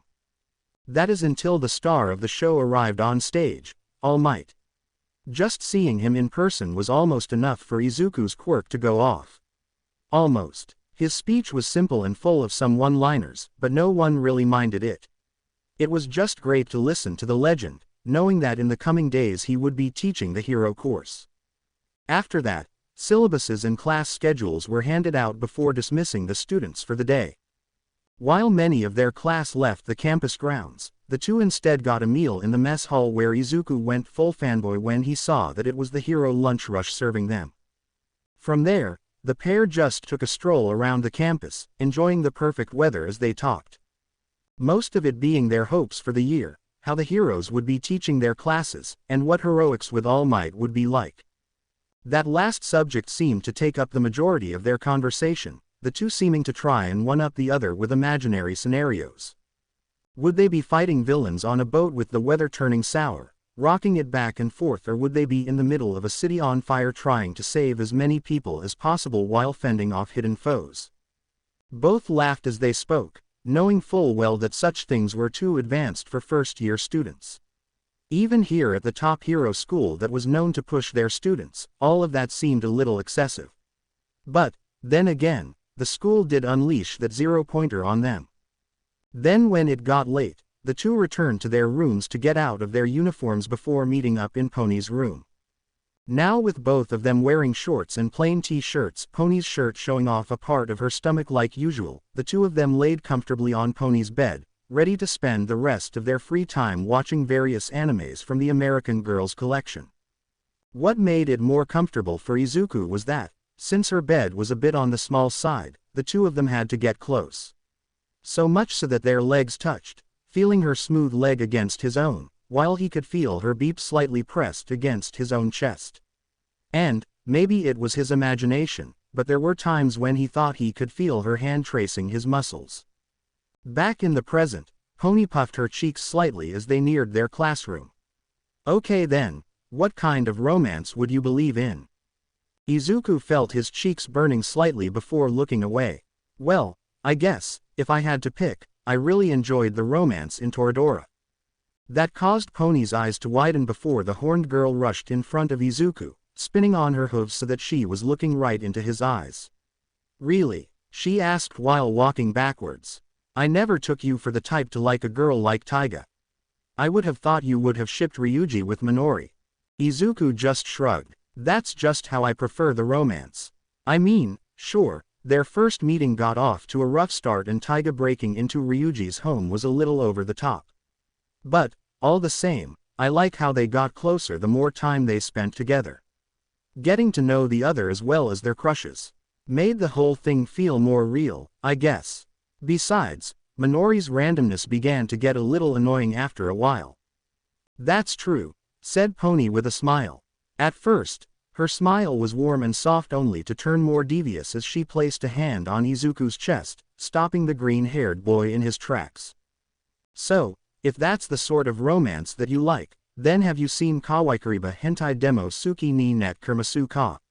Izuku felt his face turning so red that it might as well have become his quirk, beads of sweat running down his face as he stared at the blonde whose eyes grew with her smile. You've seen it, haven't you? Yes, replied Izuku, slumping while sighing in defeat. And, asked Pony. I liked it up until the end, said Izuku. I mean, I like how Kiki got to know all the various girls. Like finding out those other sides to them, learning why they like their fetishes and even participating to a degree. Just with the end with his sister, I just felt a little cheated that they went with that. What can you do? Asked Pony as the pair made their way into the classroom, unaware of the eyes upon them and the grins most of the class had. The sounds of flesh hitting flesh filled the gym, feet skidding against the floor as the two combatants fought. Izuku's movements were fluid as he bent backwards to dodge a punch from his classmate Kendo before moving his body to deliver a kick to the orange-haired girl's side. The girl saw this, jumping up high into the air to avoid it before raising her own leg up high so as to send an axe kick his way. Smirking, Izuku spun out of the way as Kendo landed, rolling onto the ground before getting back up and facing the green-haired teen. Not willing to give her an inch, Izuku made a leg sweep to which the girl leapt forward with her fist pulled back. Seeing it, Izuku leaned back to allow the blow to miss him, waiting for Kendo to land on the mat they were currently fighting on before leaping to his own feet, which he then followed up by swinging his body around to deliver a backhanded blow. Such an attack was easily blocked by Kendo's raised forearm, the girl wincing from the force behind the attack before she countered. It was in the afternoon, morning classes and lunch having been done with, which meant it was time for the hero course studies. However, since All Might was teaching Class 1A and it was scheduled to take the entire afternoon, Khan had something special planned for them. He had seen how well they fought robots, but the best way to gauge their fighting potential was to see how well they fought against a thinking human being. Not only would it show him their overall skills, but it would also be a great chance to break in their hero uniforms before they began more intense hero classes. This got the class pumped up as they were then told to get changed into their hero gear and then meet Khan in Gym Delta.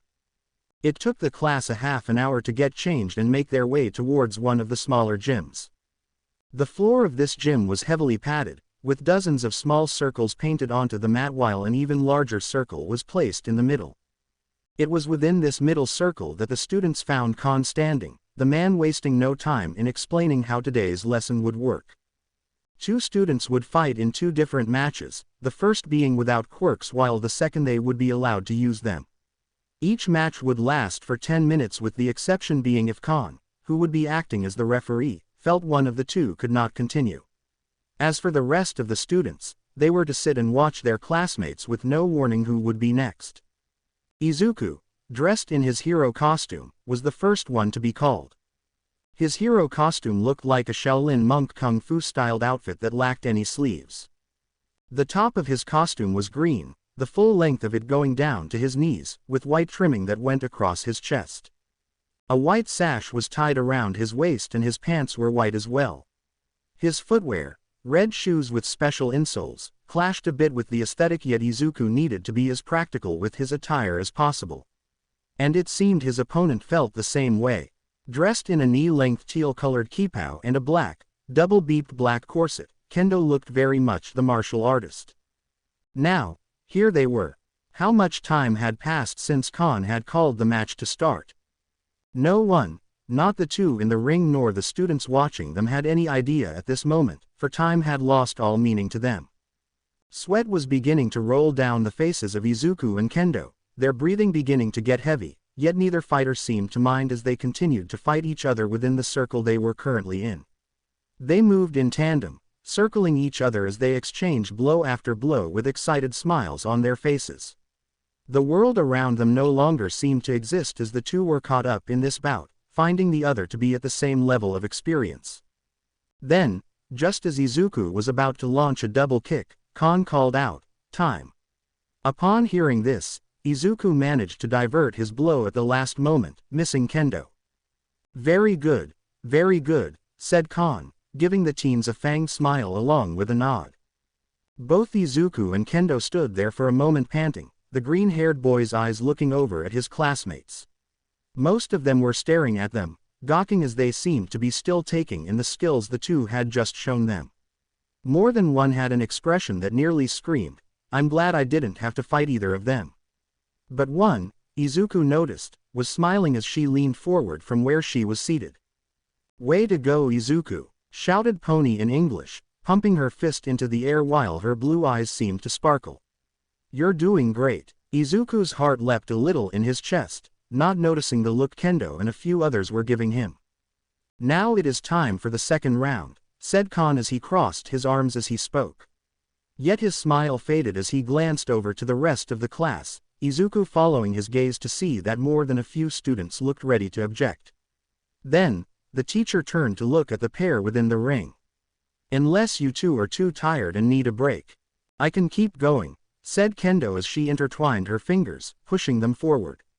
"How about you, Midoriya? Now that the warm-up is done, are you ready to get serious?" Her words caused a few people in the class to audibly gulp, surprised to hear her call something so intense a mere warm-up. That she still had plenty of gas in her tank. Izuku, for his part, chuckled as he cracked his neck loudly. "I was about to say the same thing," he said before getting into his fighting stance. He locked eyes on Kendo's as she too got into her stance. "Begin," shouted Khan. Kendo was the first to move, rushing towards Izuku with her fist pulled back ready to strike. Before Izuku could move, Kendo's fist grew at an alarming speed and did not stop until it looked like he could be held in its grasp. That size was not just for show either, as Izuku, who was unable to dodge in time due to both the surprise and the size of the fist, was thrown backwards. At first he rolled out of control, his body reeling slightly in pain, before managing to take control of his movements before landing in a crouched position. He paused there for a moment, feeling a trickle of blood escaping from his lips. "Not bad," he whispered. "If it wasn't for my quirk, that attack would have broken or cracked a couple of my bones." Izuku then sprang forward, one of his palms open as he charged towards Kendo. The orange-haired girl pulled back her fist once more, her intent clearly broadcasted once more. However, just as she swung her massive fist, Kendo let out a howl of pain as blood began to fall onto the mat, Izuku twirling around her. Taking deep breaths, Kendo looked over to Izuku, and her eyes widened in horror. Coming out of Izuku's palm was a long, white spike whose sharp tip was dripped in blood from the slash he had made across Kendo's large hand. Gritting her teeth, Kendo shrunk her hand back to its normal size, her cut thankfully shrinking as well. With a war cry, Izuku's opponent raised both her fists into the air where they then enlarged. But, as they came down, the green-haired teen moved out of the way, spinning his whole body as he did so as if this were a dance. And before Kendo could lift her fists off the mat, Izuku slashed at her leg, giving her another small cut from a second-long spike coming out of his other palm. Rather than shrinking her fists, Kendo flattened her hand before using one of them to attack with a sideways chop. Still spinning, Izuku jumped over the attack while turning his body to the side in order to deliver more cuts to Kendo's fist. But, while he was in the air, Kendo took this moment to grab him with her second large hand. From the shoulders down, the orange-haired girl had Izuku in her grasp where she gave a firm squeeze that made her opponent grunt in pain. "It ends here," yelled Kendo, raising her hand high above her head.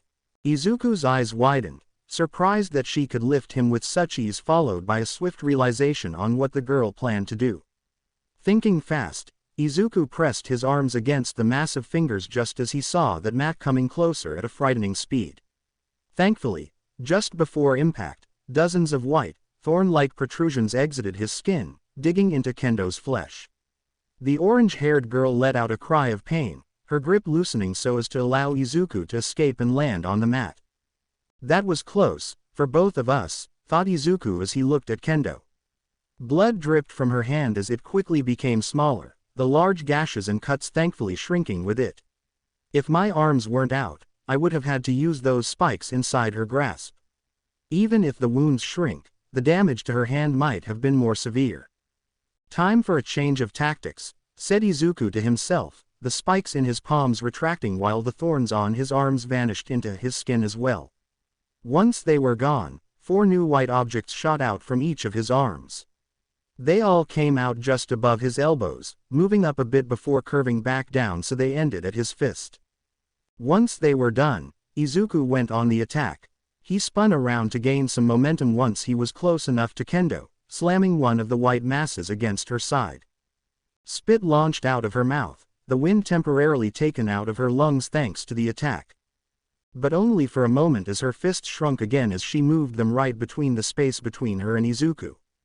The boy tried to get out of the way, but her hands simply grew faster than he could move, knocking Izuku onto his back. Kendo was on him in an instant, getting on top of the one who had repeatedly cut her and bringing down her enlarged fist. For his part, Izuku brought up his arms to block, the massive fist colliding with the white masses. Pain filled his arms upon contact, almost to the point where it became numb for a moment, but the mass held firm. And when Kendo lifted her fist to try and punch him again, Izuku slammed his arm against her to knock her off. "That's enough," said Khan as both of his students got to their feet. Panting, the pair allowed their bodies to return to normal as Khan moved to the center of the circle facing the rest of his class. "Both of you, good job. Kendo, bandage your hands and see recovery girl at the end of class. Tetsu, Shishida, you're up next." Both boys stood as Izuku made his way back to the rest of the class, many of them gazing at the teen in awe. No doubt they were surprised to see such an average, plain-looking teen to be such an experienced fighter. That and having a powerful quick.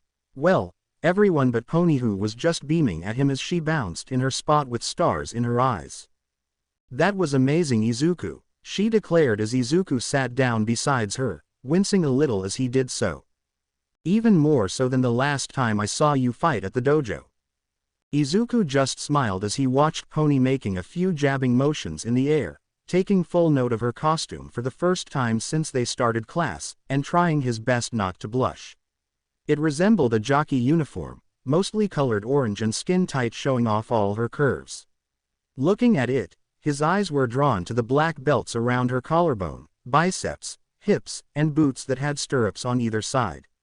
She also had a horse halter on her head, with a rope dangling from behind. "Thanks, all the practice really paid off," said Izuku, looking away from the blonde while scratching the back of his head. "Though, I still have a long way to go." "I think we both do," said Kendo as she suddenly sat down next to Izuku, putting the final wrapping on her hands as she did so. The girl then let out a sigh before facing Izuku, her expression warm despite what happened in the match. "Not a bad match. You were using the secret/school of martial arts, right?" "You've heard of it?" asked Izuku, eyebrows raised in surprise. Kendo nodded before turning to look at their fellow classmates and their fight. "A couple of times. Faced a few of their students in a couple of tournaments. Odd that I never saw you there. With skills like that, you could have been a real contender." "Well, depends when these tournaments were," said Izuku, doing his best not to wince at the scene before him. Both of his classmates showed how limited their fighting skills were, either lunging at each other, throwing wild punches, or in some sort of grappling that anyone with even a beginner level of skill could escape from. Every summer since I was 4, I've had to spend time in America for, well, reasons. Actually, it was because of those trips that I was able to meet Pony. Kendo turned her head to Izuku, looking at him and then Pony, her face showing that that statement had piqued her interest. We were wondering about that, she said softly, Izuku barely able to make much out of her words. But rather than elaborating, Kendo turned her attention back to the fight. And when she spoke next it was loud enough that it could be heard clearly. Well, you chose a good master to learn from. It complements your quirk well. It kind of resembles Kamakiri's. Ah, it's a little different, said Izuku as he glanced over at Kamakiri. The mantis-like boy was sitting there, his eyes training mostly on the fight in front of them. Bone of my sword allows me control over my, bones. I can increase their density, making them harder than steel if I wanted. But that's just the start, the bare bones if you will.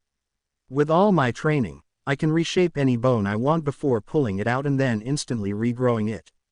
A small chuckle then escaped Midoriya as he scratched his head, remembering the quirk had a less than friendly original name back when he first got it. He was thankful he was able to get the name changed. Wait, does that mean you could? Kendo's voice trailed off as she raised one of her bandaged hands. She then tapped the back of her fist before making a shink sound. Upon hearing it, both Izuku and Pony rolled their eyes. Why does everyone always ask that? Asked Pony. At the same time, Izuku raised his head while lowering his head in defeat while 3 bone claws exited from between his knuckles much like how a once famous Canadian hero used to back in his head. That's pretty impressive, unlike this match, said Kendo, shaking her head as she turned to look back at her 2 classmates. This is a little hard to watch, isn't it? It is, agreed Izuku. And boring, added Pony, who was still talking in English as she looked at the sight before her with a dull expression. That we had the best fight first. Izuku said nothing, silently agreeing with his crush as the 3 of them continued to watch everything play out before them. After a while, it seemed that even Khan realized this wasn't going to go anywhere anytime soon and ended the match. As Tetsutsu and Shishida separated, the 2 teens trained in martial arts gave one another a look. As if making a silent agreement, the pair stood and each approached one of the 2, with Midoriya heading over towards Tetsu. What's up Midoriya? Asked Tetsu, stretching his body and flexing as he prepared for round 2. Come to wish me good luck before I clobber Harry over there with my awesome quirk. Ah, well, began Izuku as the larger teen looked down at him, grinning ear to ear with those sharp fangs of his, giving the bone-wielding teen a moment of pause as he rethought how he was going to approach this. Unfortunately, this pause as well as Izuku looking away from Tetsu caused said teen's smile to fade. You don't think my quirk is good enough to defeat him? Demanded Tetsu, activating his quirk and turning his body to steel. Because let me tell you, it's... No, said Izuku quickly. I just wanted to give you advice. You know, to put the odds more in your favor. Every little bit helps, right? Oh, was all Tetsu could say, his anger fading while his quirk swiftly deactivated. Well, thanks. But how can you help me?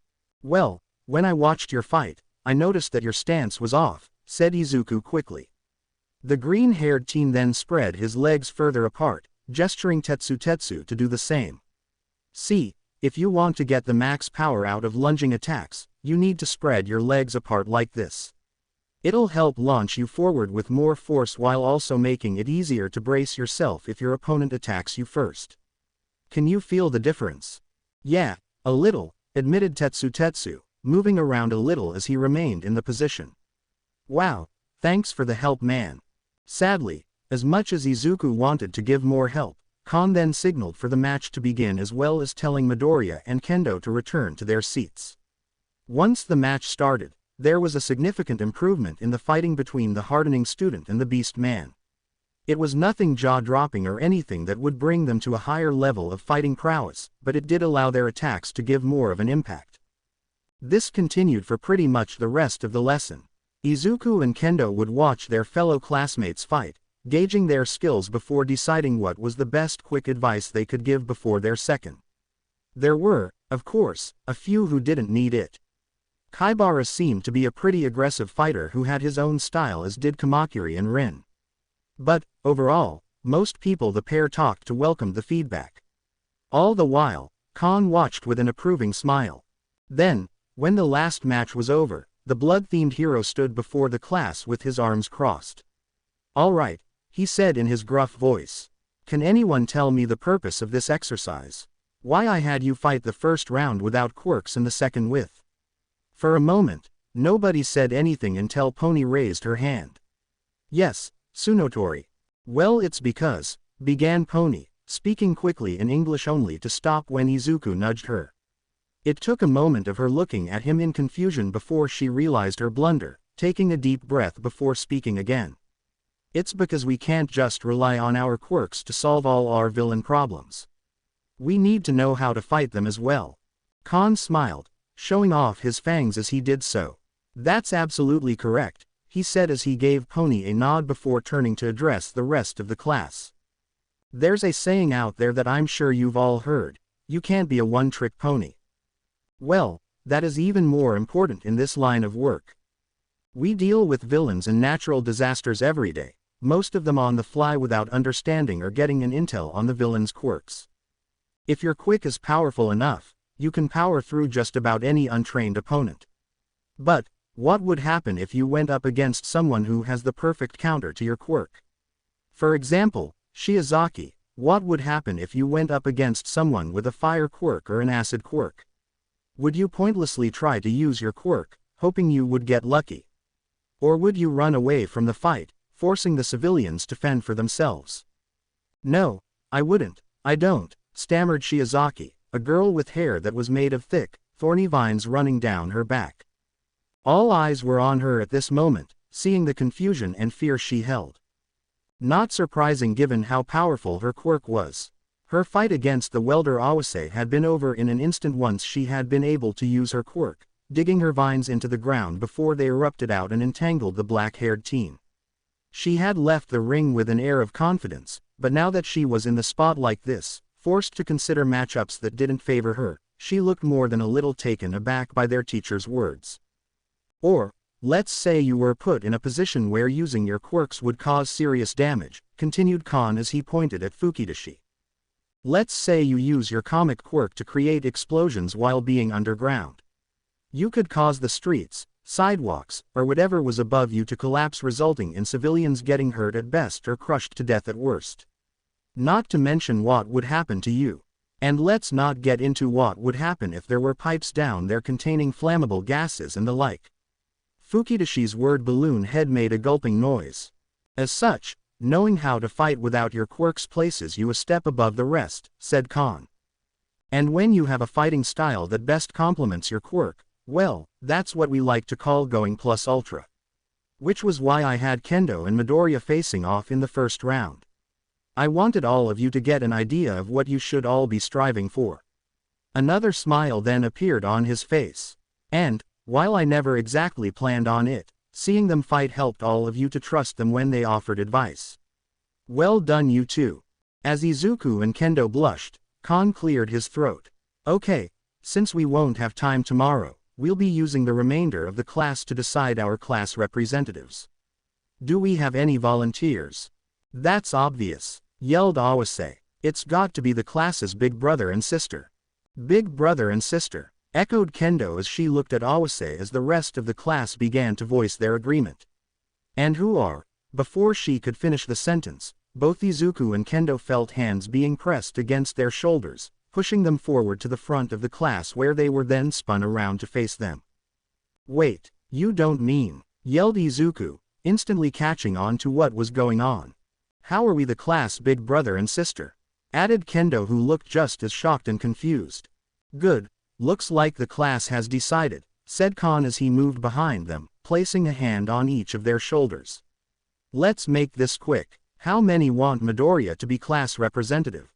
A loud amount of cheering echoed through the gym. "Good, good. Now, how many want Kendo to be class representative?" People cheered again, Izuku being able to pick up that it was somewhat louder than his.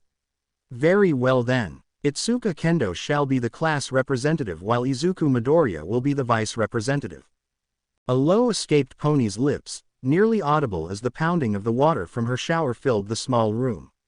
It was not the relaxing feeling of washing away the sweat or feeling the warm water relaxing her muscles that caused her to. Nor was it because the shower meant an end to her second day here at UA. No, it was because of Izuku. Pony had just come back from his room, spending the majority of their time together doing homework and hanging out.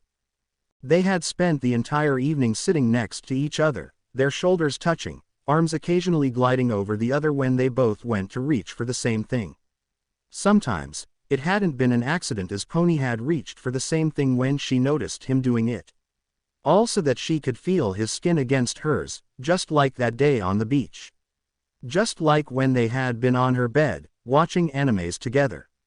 And yet she wanted more. Now that the day was over, Pony was in her shower filled with a desire that had been growing more and more over the years. As the water cascaded down her body, one of her hands snaked its way down to her to help relieve her. Her first of the night had been when she had first made contact with her lower lips, but news quickly arose as her imagination went to work. In her mind, she was back on that beach with Izuku.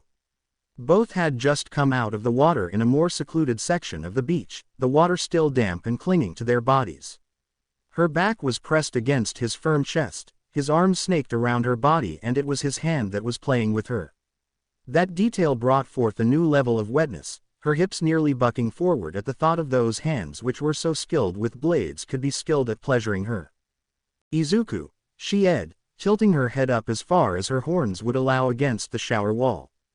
Her legs trembled a bit as she slid her fingers inside her, imagining it was her green-haired imaginary lover doing it. She said as her two fingers curled inside her, hitting those sweet spots while her thumb moved in a circular motion around her clit. Then a stray thought caused her to a bit higher, would do the same to her asshole. Oh God, had she seen too many hentai? She had no idea if he was even into something like that. And it would be so bold of him. Yet Pony could not deny that she had always wondered what it would be like to have her backdoor played with. To have fingers and toys penetrate it. To have it cleaned before receiving a rim job. To have it pounded like in those hentai. Maybe if it were Izuku, it would feel as amazing as it looked in those beepos. As her fingers played with her beep, Pony's other hand was at work. Again, imagining that it was Izuku's, it started from her hip and began sliding upwards along her body. Once it was high enough, the hand reached for her beep.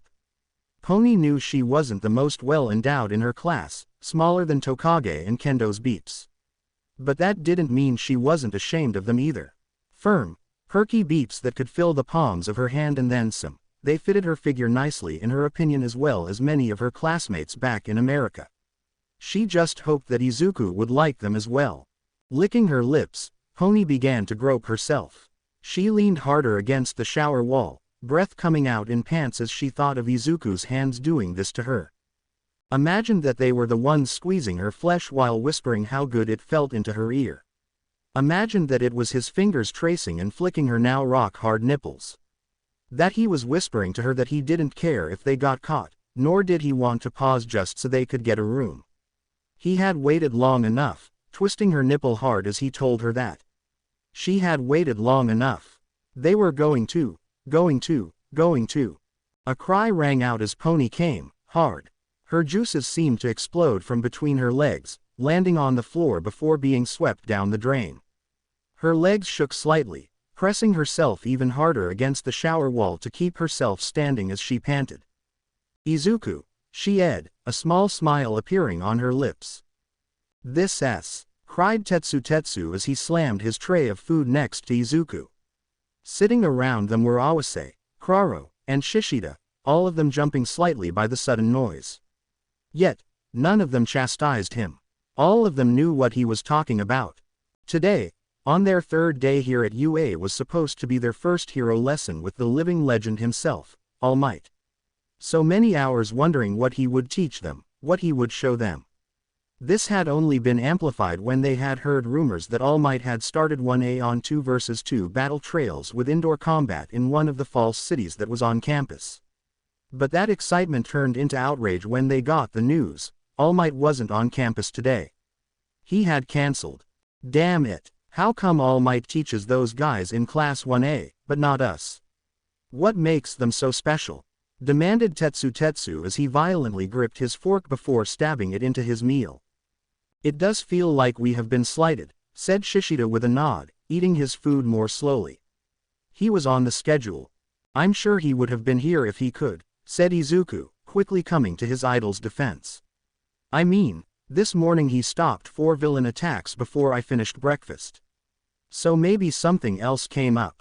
Yeah well, what's so important that he couldn't let the other heroes take over? Demanded Tetsu, though some of the bite in his tone had vanished. Could have been something that the other heroes couldn't handle on their own, mused Kuwaro. Perhaps a villain with a powerful quirk. Or there were so many crimes taking place that they needed the extra help. Izuku nodded, thankful towards the dark-skinned classmate.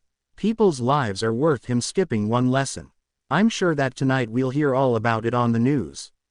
And I'm sure he'll make it up to us next time. Well, before we get to that, began Shishida as he looked over at Izuku. Have you and Kendo heard what we will be doing this afternoon? Izuku nodded. Kon-sensei is going to be taking over the class. I think he's going to talk to Class 1A's homeroom teacher to find out exactly what All Might did with them so we won't be left behind.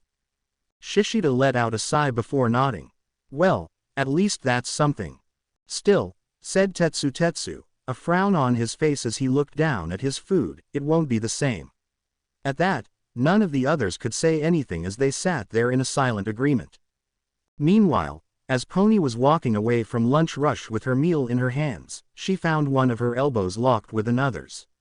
Before she could look and see the long, mossy green hair and the fang teeth of Tokage, Pony found herself being pulled over to a table next to Izuku's. The blonde didn't put up too much of a fight, more out of curiosity than anything else. When they arrived at the table, Pony saw that it was full of her other female classmates. Kendo was seated next to the silver-haired poltergeist Yanagi, the fist-enlarging girl gesturing for Pony to take the seat opposite of her. Wordlessly, Pony set down her tray before taking a seat herself where the mushroom girl Komori was to her left.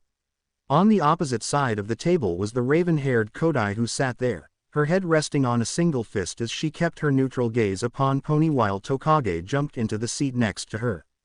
Finally, there was Shiozaki who was sitting 2 seats off to the side, away from Tokage. So, began Pony slowly as she picked up her fork to eat some of her warm, cinnamon-covered apple slices. What's all this about?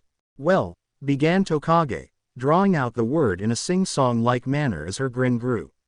The way she spoke, it made Pony wonder if she were the ringleader of this little group. Not that she minded, taking a bit out of her food. We were just wondering how things were going between you and Midoriya. I mean, you are the class couple after all.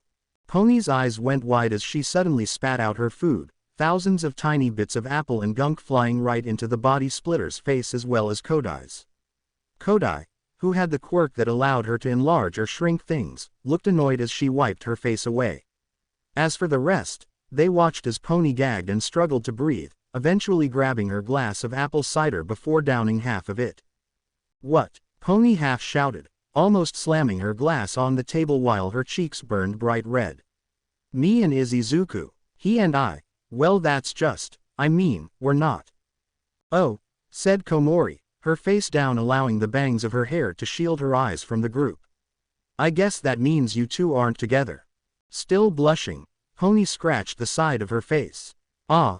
No, we aren't. She then blinked before continuing a bit slower.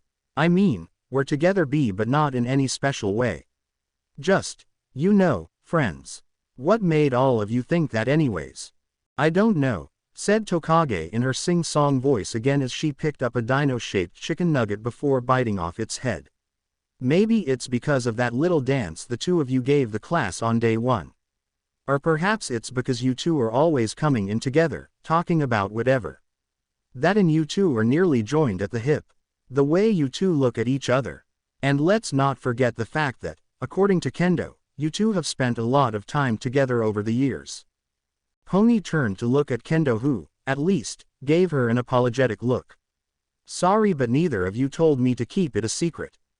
It's fine, said Pony slowly, glancing away from the table as she said this. The horned girl then took a deep breath before turning her attention back towards the assembled girls of Class 1B. Look, me and Izuku are just friends. We've known each other since we were like 4. Our families are close, and whenever he visited me in the States, well, he stayed with us. And we hung out a lot. So, yeah, that's it. Oh, asked Tokage, her grin widening so that Pony thought she could see all of her classmates' fangs. Well, if you're just friends, got any tips on asking him out? At that, Pony's face began to glow a bright red while her pupil shrank into nothing larger than a grain of sand. Her heart began to pound so loudly she could hear it in her ear. What was all the American girl could say. Hey, he's on the market, said Tokage as she turned around in an exaggerated motion, kicking her legs forward as she did before jumping up. A catch like that won't stay single for long. I wanna get, while the getting's good. Pony found herself standing before she even realized she had done so. Why you can't, she said, her cheeks burning even more now. Her heart was pounding even faster, fingers trembling on her now outstretched hand as she watched Tokage turn while placing her hands on her hips. With that smile on her face, Pony knew that Tokage could have any guy she wanted. She had the looks, the charm, the outgoing personality to make any guy she wanted fall head over heels for her. Is there a reason for her not to try? Asked Shiozaki, who up until this point had been silent as she ate her meal with her eyes closed. But now her eyes opened, looking over at Pony without turning her head.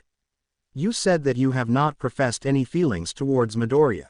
As a friend of his, should it not be your wish for him to find happiness as he moves into adulthood? To find the love that he can only ever experience from another? Well, began Pony. She's got a point, said Yanagi. Why not? Because I like him, said Pony quickly, interrupting the girl as she slumped back into her seat. Because I like him more than a friend. I want to be more than just his childhood friend, alright. More than his best friend. I just haven't told him yet. Pony kept her head down, feeling like at any moment she would start crying. Oh God, why was this happening to her? Now everyone in class would start thinking the worst about her. That she was a scaredy cat of a girl. That there was no way she could pull her weight around class or have what it took to fight villains when she couldn't even tell Izuku how she felt. That or she was just selfish or something. But before the waterworks could truly begin to flow, Pony felt something on her back and shoulder. Looking up, she saw that Kendo was leaning close to her with a hand on her back and a gentle smile on her face. As Pony blinked, she noticed that that wasn't the only hand on her. Out of the corner of her eye, the blonde could see a severed hand on her shoulder. If she hadn't seen Tokage using her quirk before, Pony would have let out a scream that would have been heard all over the school. Perhaps the entire city. Turning her head around, Pony saw that all the other girls were looking at her with friendly expressions. Tokage had sat back down, grinning ear to ear without showing her teeth, while Kodai was sitting upright with both her hands on the table. Shiozaki had stopped eating, turning to give Pony her full attention. Komori and Yanagi had also turned to look at her. Sorry about that, muttered Pony as she wiped away one of the tears half formed in her eye. No problems, replied Tokage with a wave of her handless arm. It was never our intention to cause you undue distress, said Yanagi. We only wished to know the truth behind your relationship with Midoriya. She then glanced over at Tokage. But then someone had to go off script. Come on, cried Tokage as the rest of the girls turned to look at her. Like anyone here was buying that whole, we're just really good friends bit. We've all seen the looks that they have been giving each other since day one. And the way I figured it was a win-win. Either she admits that she has feelings for the other green-haired badass in the class, or I get a date. She paused as everyone stared at her, their eyes unblinking. What? I wasn't lying when I said Midoriya is a fine catch. Dude's hot and has amazing muscles. Not too bulky like some guys around here, but nice and lean. As one, all the girls sighed as Tokage's hand returned to her. So, is there any reason why you haven't told him how you feel? Asked Komori. Pony gave her a look before sighing. Well, to be honest, I feel like I'm in this weird spot right now, admitted Pony, the others at the table leaning forward so as to not miss a word. Tokage even detached her ear, having it float closer to Pony. Like I said, we've been friends forever now and, as much as I want to be more than that, a lot has already changed for me. I mean, I'm in a different country and boarding here at school. I'm still getting used to a new language, new school, new foods, and everything. Right now, Izuku's the one thing that's familiar around here. And I don't want to ruin it or make things awkward between us right now. So you plan on telling him? Asked Yanagi, her eyes widening ever so slightly. To that, Pony gave a nod as her blush returned slightly. That's great, Pony, said Kendo, flashing her a dazzling smile.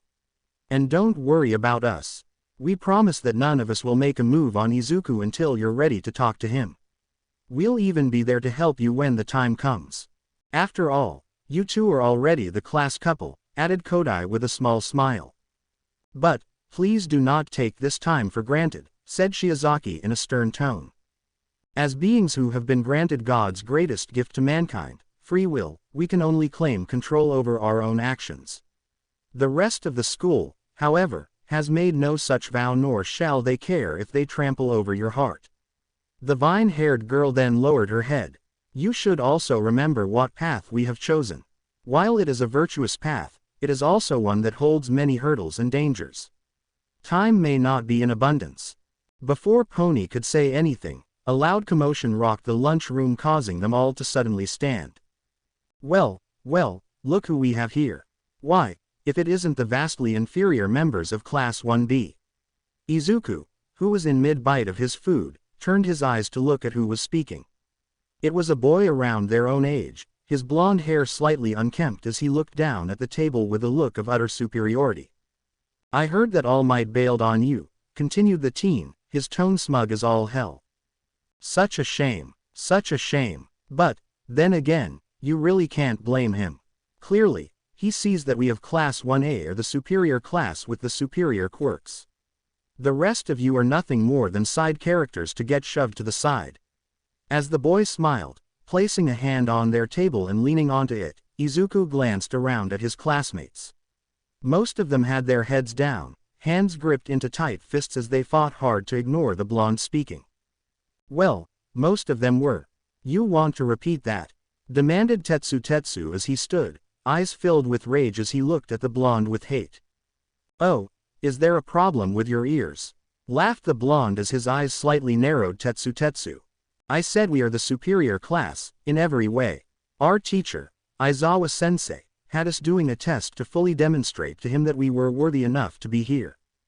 What's more, our class's recommendation students are leagues above yours. One has the power over creation itself while the other is the son of the number 2 hero with power over fire and ice. Far superior to a girl who can break apart her own body and one that just makes things soft. The blonde took a moment to laugh as Tetsu began to grind his teeth. And to top it all off, our class houses the student who scored the highest on the entrance exam. It's no wonder why someone like All Might would devote his time to us. More laughter exploded from the blonde, causing a larger scene. Amongst those at his table, he could see several of them beginning to stand as they looked at the teen in contempt. Some, like Shishida, looked ready to activate their quirks to silence this teen. Izuku also noticed that those sitting at the girls' table were approaching, as were a few from Class 1A. Whether they were there as backup for this guy or coming to reprimand him was anyone's guess. Monoma, said a red-haired teen as he approached. I think you're going a little too far. TCH, he shouldn't be wasting his breath with these extras, said an ashen-haired teen who walked towards them, hands in his pockets, while giving off a vibe that felt familiar to Izuku for some reason. But, regardless, his comment only served to make the others even angrier. Who are you to be calling us extras? Demanded Kuwaro, his eyes narrowing dangerously. Who is he? said the one now known as Monoma in a mocking tone. This just happens to be one of our class stars, Bakugo. You may have heard about him as the one who got the top score in the entrance exam. Another reason why Class 1A is the superior class. Yeah, added a small boy who seemed to bounce on the table. The boy's appearance was odd as he seemed to have large purple balls in place of hair. As Izuku looked at him, wondering if the local grade school was missing a child, the boy spoke once more with a lecherous look as his gaze fell on the girls of Class 1B. Know what else? We also have like the most smokin' hot babes. That's it, yelled Tetsu. The teen pulled back his fist, ready to throw the first punch while those in Class 1A got ready to defend their bragging classmate and the short pervert. The red-haired teen held up his arms in a defensive manner while Bakugo pulled out one of his hands and held it upright to show off several small pops that sent another shiver down Izuku's spine for some reason. Deciding that things had gone on long enough, Izuku took action. The green-haired teen stood, turning around just in time to see Tetsu swinging his fist forward and aiming it at Monoma. Seeing this, the bragging teen dropped his smug smile as he now looked terrified at getting hurt. But the blow never came as Izuku gripped onto the wrist of the taller teen, stopping the attack in its tracks. That's enough, said Izuku in a stern tone as other students from the 1A tables approached. Rather than look at them, Izuku kept his eyes on his friend. Just take a breath, they're not worth getting in trouble for. At first, Tetsu just gritted his teeth as he looked at his target. Said boy had taken a step or 5 backwards, looking like he was ready to flee. Perhaps seeing this aided in Tetsu's anger ebbing as he nodded. Yeah, sorry about that vice rep, said Tetsu as his arms fell to his side. Nodding, Izuku turned to look at those from Class 1A. I am very sorry about that, he said in a pleasant tone. Now, let's all take a breath and calm down. We are on the same side. Who the air you, extra? Demanded Bakugo as he gave Izuku a once-over. I am the vice representative of Class 1B, Izuku Midoriya, replied the green-haired teen. For a moment, the ashen blonde just stared at him. It was clear he was thinking about something. And so was Izuku. He stared at the other teen as he seemed familiar for some reason. But where? No one he knew back home had gotten into UA. So where did he? Midoriya, huh, said Bakugo at last, a dark smile appearing on his face. I remember you. You're the guy who came in second place on the practical. But, you only passed because you saved those worthless extras that were stuck in that building. Izuku's eyes widened as he heard that. How did you know about that? He demanded, feeling his bones already becoming harder with each word he spoke. Because, apparently, those shitty hero wannabes were stuck there because they weren't powerful enough to get out of the mess I made in that fake office, said Bakugo with something that sickened Izuku, pride. Got chewed over slightly by All Might in my acceptance letter, but who cares? If they were weak and stupid enough to get trapped like that, then they deserved it. Izuku felt his blood boiling at that. This utter asshole had the gall to say that.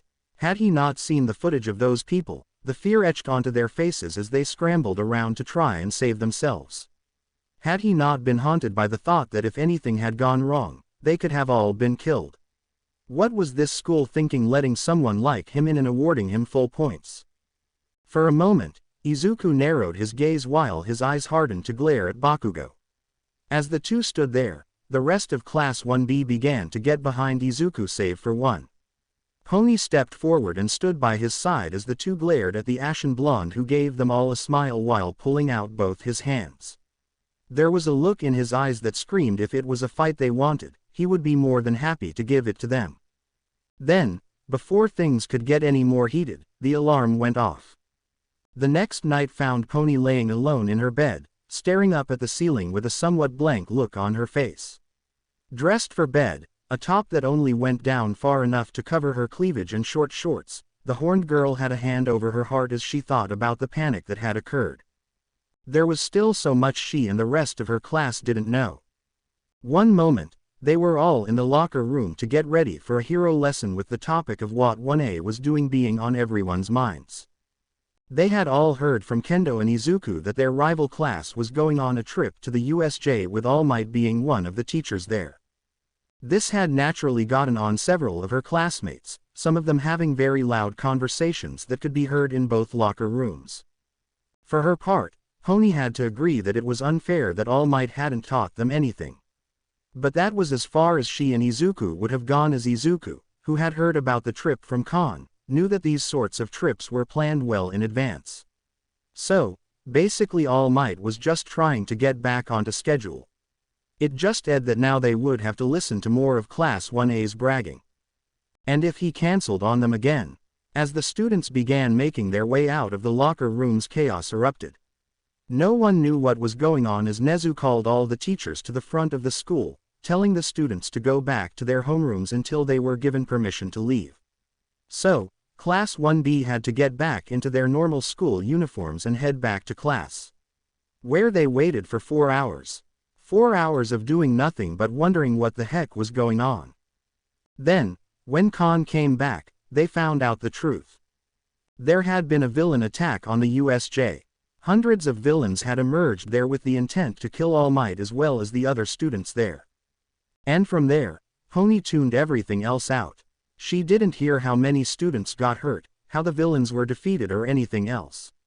All she knew was that there had been a villain attack here at UA.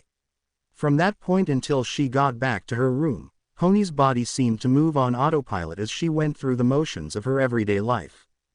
It was only now, with the moon high in the night sky, that her mind began to have any real focus. Perhaps it was selfish, even childish, of her to worry about her love life while hearing that others had been hurt. But she couldn't help it.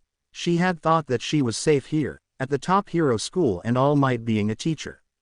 That she wouldn't have to deal with real villains until she was a pro, or, at the very least, when she did her internships.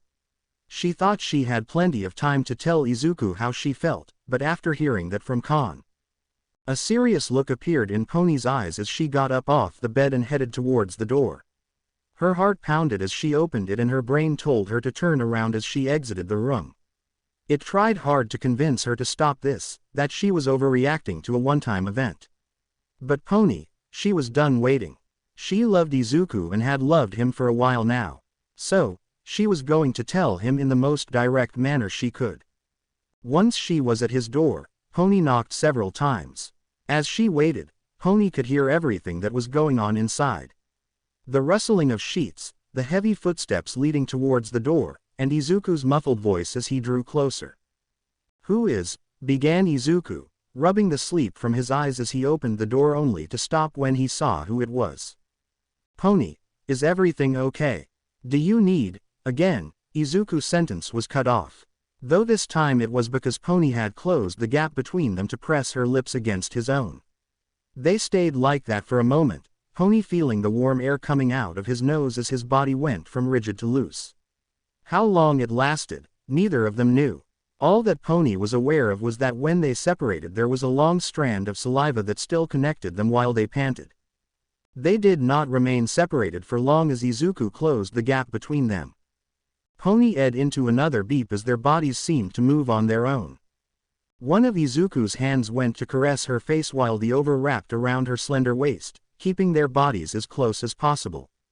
Bliss filled her mind as Pony melted more into the embrace, her arms wrapping around her Izuku's neck. Heat began to pour throughout her body as his fingertips began to move and press along her spine while her own did the same with his messy green locks. At some point Izuku's hand snaked its way to the back of her head, pressing it towards him in order to deepen the beep. Their tongues were now getting involved, sliding into each other's mouths. Each one poked at the other's teeth and gums before sliding over to slide against the roof of the other's mouth. And the further they went, the more they felt the other grinding into the other as they swiftly began getting the hang of making out. Oh God, was she getting dizzy from what he was making her feel, or was that a lack of oxygen? Both. Who cared? All Pony knew was she didn't want this to end. Fireworks, bells, and whistles were going off through her brain every second, the heat they were feeling making Pony want more. And it seemed like Izuku wanted the same as he, while taking a few rapid breaths through his nose, suddenly lifted the American girl off her hooves while still maintaining the beep. In response, Pony wrapped her legs around his waist as best she could, both her hands running through his hair as she deepened the beep. She began to nip at his lips as she felt them moving into the room, the sound of Izuku kicking it close barely registering with her. Neither of the two separated, with Pony only vaguely aware that she was wobbling back and forth in the dark room. Then, the next thing she knew, the two had fallen onto the bed. As soon as she made contact with the sheets, their cool touch seemed to jolt Pony back into her senses.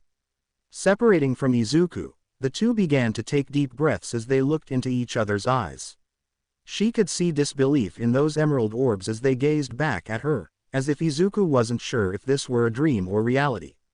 But, at the same time, she could see an excitement that mirrored her own. Then, Izuku went down for another beep. Pushing her down, Pony soon felt his hands on her sides moving upwards. As soon as they were high enough, they took hold of the hem of her top, pushing it upwards so that her bare beeps were pressed against his shirt. All Pony could do was louder, so turned on by this more aggressive Izuku. For a moment they separated again so that her top could be pulled over her head and then tossed to the side. With that out of the way, Izuku's lips began to move away from her lips. While his fingers ran up and down her sides, Izuku began to plant many soft beeps at her jaw and then going down her neck. Her breathing hitched with each touch before being followed by many aroused sighs, grunts, and whose only interruption was caused when Pony's tongue darted out of her mouth to lick the side of her beloved's face. This only seemed to make him more aggressive in his actions, low growls from him filling the room as he doubled his efforts. Yes, yes, oh my god right there. Oh god Izuku, right, oh yes, just a little more. Just a little more. Pony felt their hips moving, grinding against each other as they continued, her hands moving to grab his nightshirt.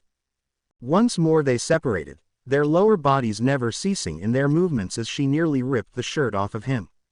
As soon as it was over, he was on top of her again gaining squeals of delight as he found a sensitive spot on her neck.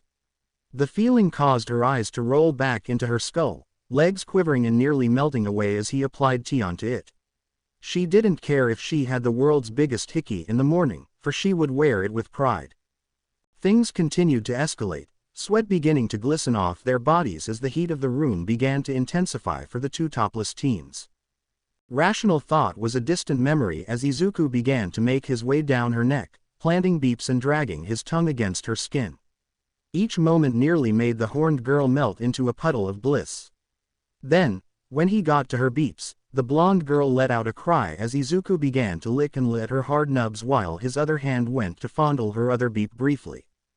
Then, she felt his hand going down to her short shorts. Pulling it down as he continued to. Izuku, stop, yelled Pony as she came down instantly from her high. Thankfully, Izuku didn't need to be told twice as he nearly jumped off her with a look of horror in his eyes.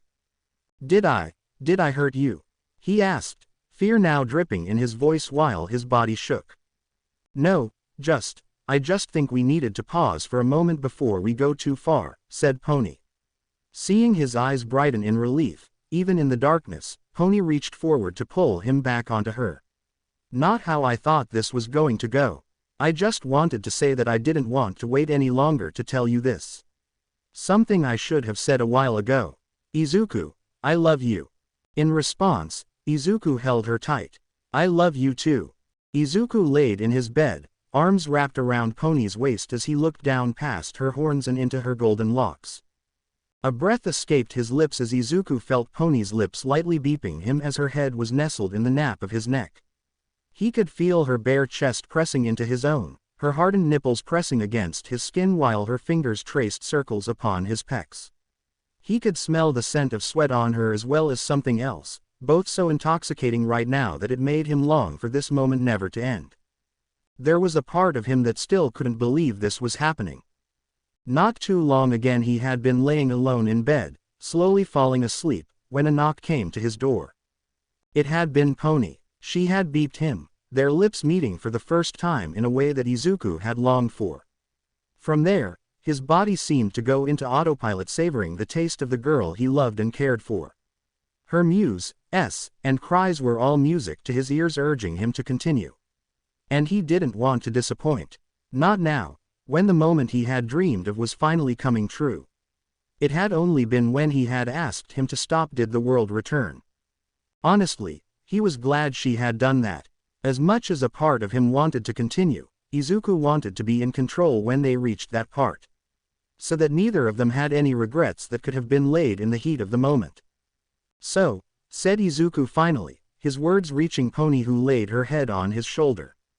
"So," she echoed, a smile on her face as her blue eyes stared into his emerald ones. How long?" he asked while one of his hands slid down her back, tracing her spine until his fingers met her shorts. "At the beach," admitted Pony. "I think that's when it started.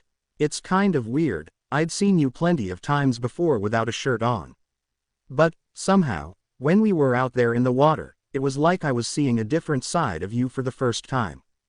When you left, well, I was sort of in a funk.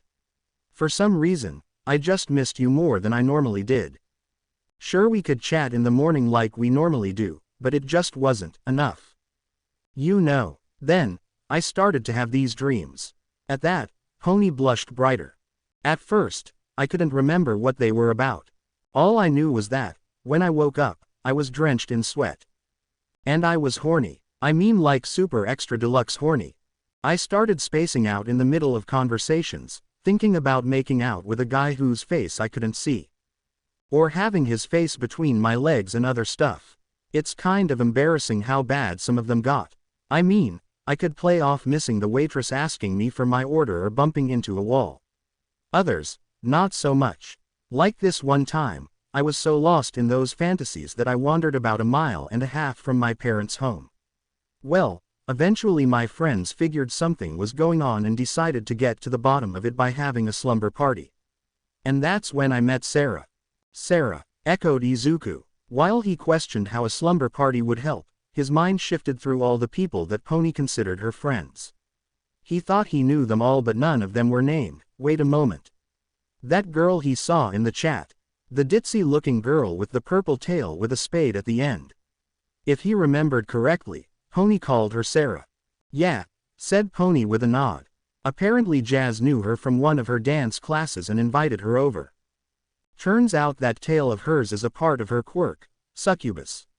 By placing it on the forehead of someone sleeping, she can see what they are dreaming. Thankfully, that's all she can do right now. Pony then shuddered. I'd hate to think what that girl could do if she could interact or change what someone is dreaming about. It was bad enough when she blurted out to everyone that I was having deep dreams with you. At that, Izuku's eyes widened as a blush appeared on his face. Oh, was all he could say. After that, we all had a heart-to-heart, said Pony. It helped me sort out why I was feeling this way. Everyone gave me advice, like dating other people to see if what I had was just a crush or lust or whatever. I tried it, like, twice. They were sort of okay, but I kept comparing them to you. That's how I came to realize that I was hopelessly in love with you. A frown then appeared on her face.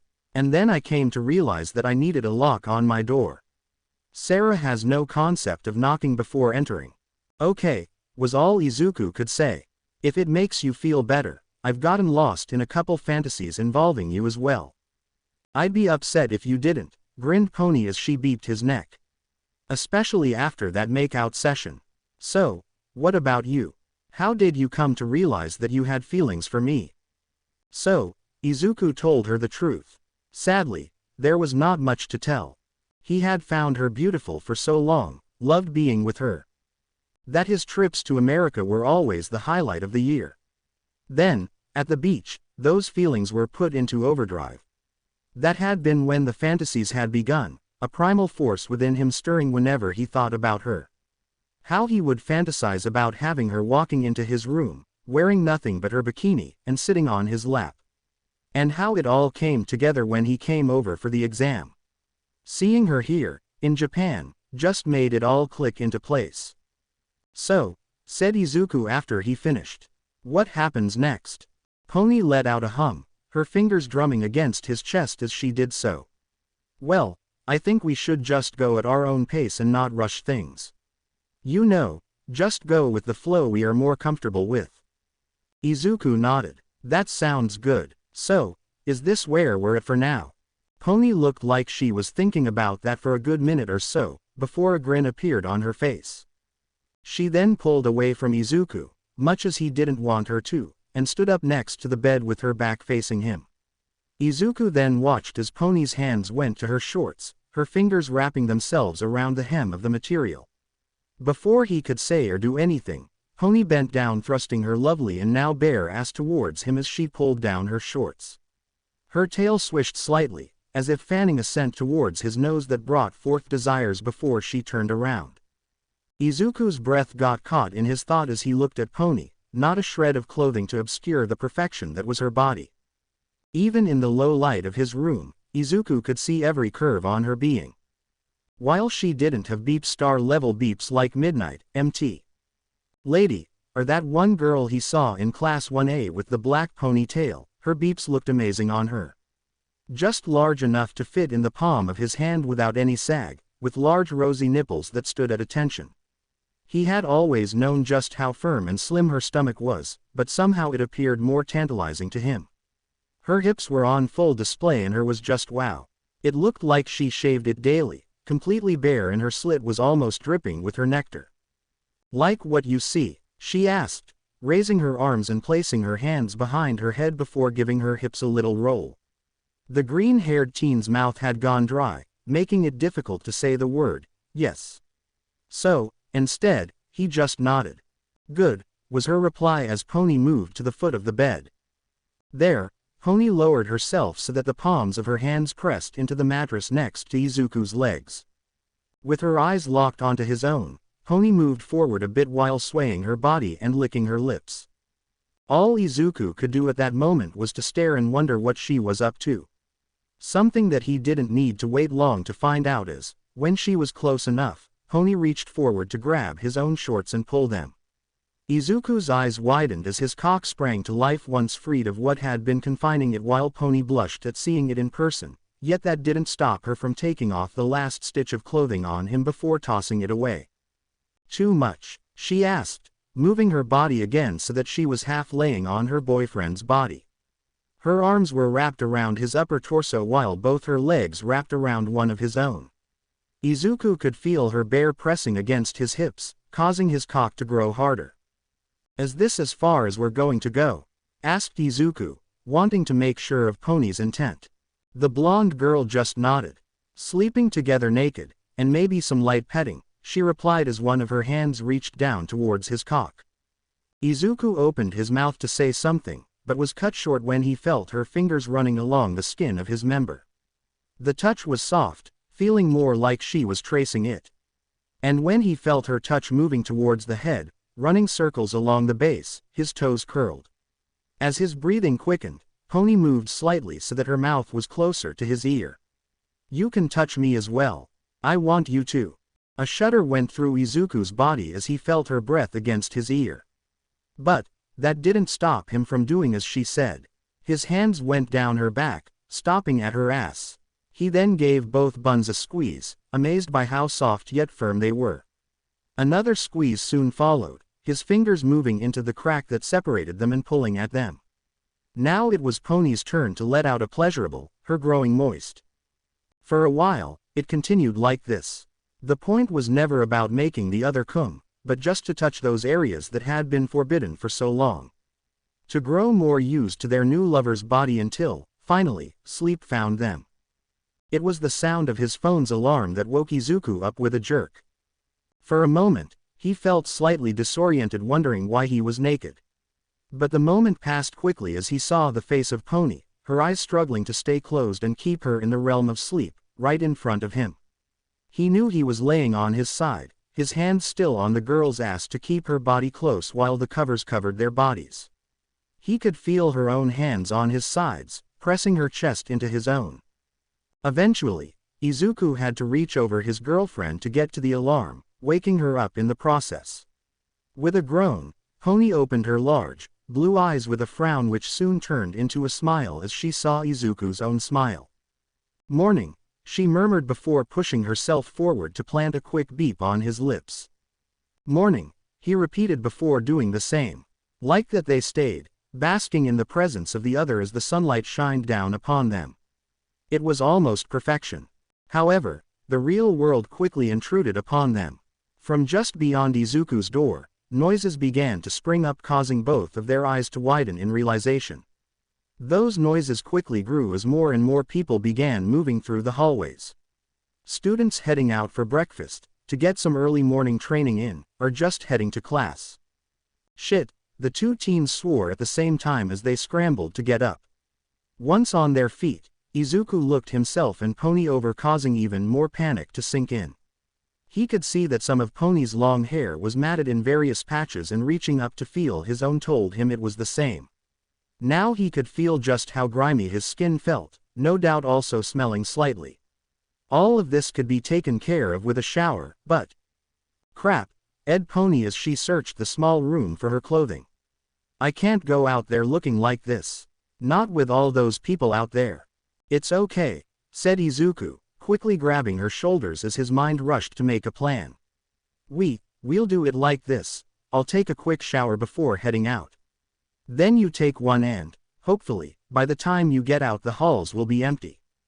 Yeah, we have that rescue class at the USJ today, said Pony, her eyes darting from Izuku to the door, as if she half expected someone to knock it down at any moment. What if someone notices that I'm using your body wash or something? Then just tell them you ran out of your own and asked me for some, said Izuku quickly. Yeah, that'll work. We live on the same floor and everyone knows we know each other, so that won't seem so weird. Right, said Pony with a nod, her body and face relaxing a bit as Izuku beeped her cheek before heading for the bathroom. Once the door was closed, Izuku made his way to the shower and turned it on.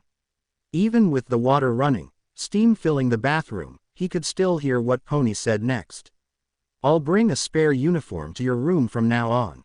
Then maybe we could shower together every morning. Hearing that, Izuku turned the shower knob to cold before stepping in. Excuse me, are you Izuku Midoriya? Startled by the sudden voice coming behind him, Izuku nearly dropped the 2 apple turnovers he had gotten for Pony. Cursing his nerves and hoping they hadn't been found out, he turned to see a tall figure standing behind him in the hallway leading to the heroics course. Of course it didn't take him long to recognize her as a member of Class 1A.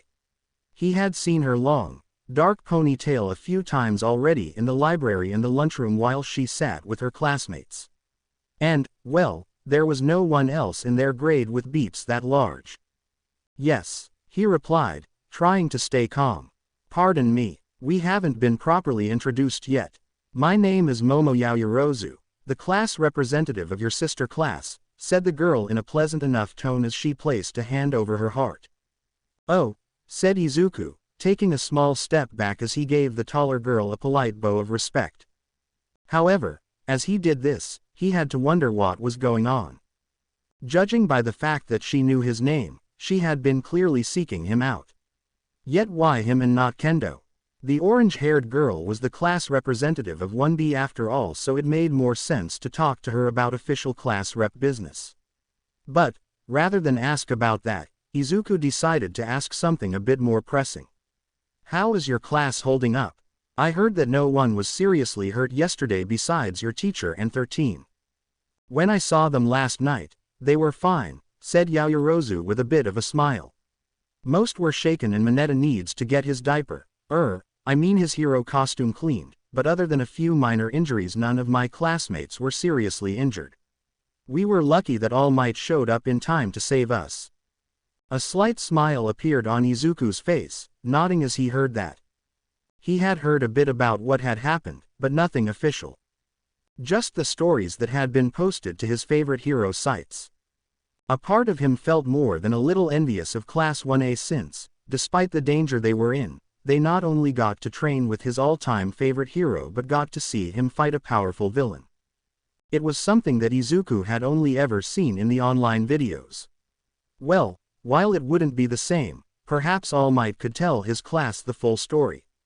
After all, given what happened at the USJ, Izuku was nearly positive that they wouldn't be doing that today. And while that he had heard in the lunchroom that All Might was on campus today meeting with the rest of the school staff and the police. Meaning he was sure to do something with them. Yet, as Izuku stood there, a lingering negative thought began to worm its way into his head. If it had been Class 1B who had been in danger, would All Might have been there to save them? The rational part of his mind screamed yes. Of course All Might would be there. Yet there was a softer, darker voice that questioned that. Then, Yaoyorozu's smile vanished. With that said, the danger we were in was real, she continued to say. Had things gone differently, I might not have been able to fulfill one of the duties of my station which I neglected. Meaning? Asked Izuku, something curious. It's about an altercation that occurred between our two classes the other day, she explained, looking away from the green-haired teen as though ashamed of herself. I am aware that you were present when everything went down and I am grateful that you were able to keep things from escalating. The fact that all of that happened within my proximity and failed to notice has not sat well with me.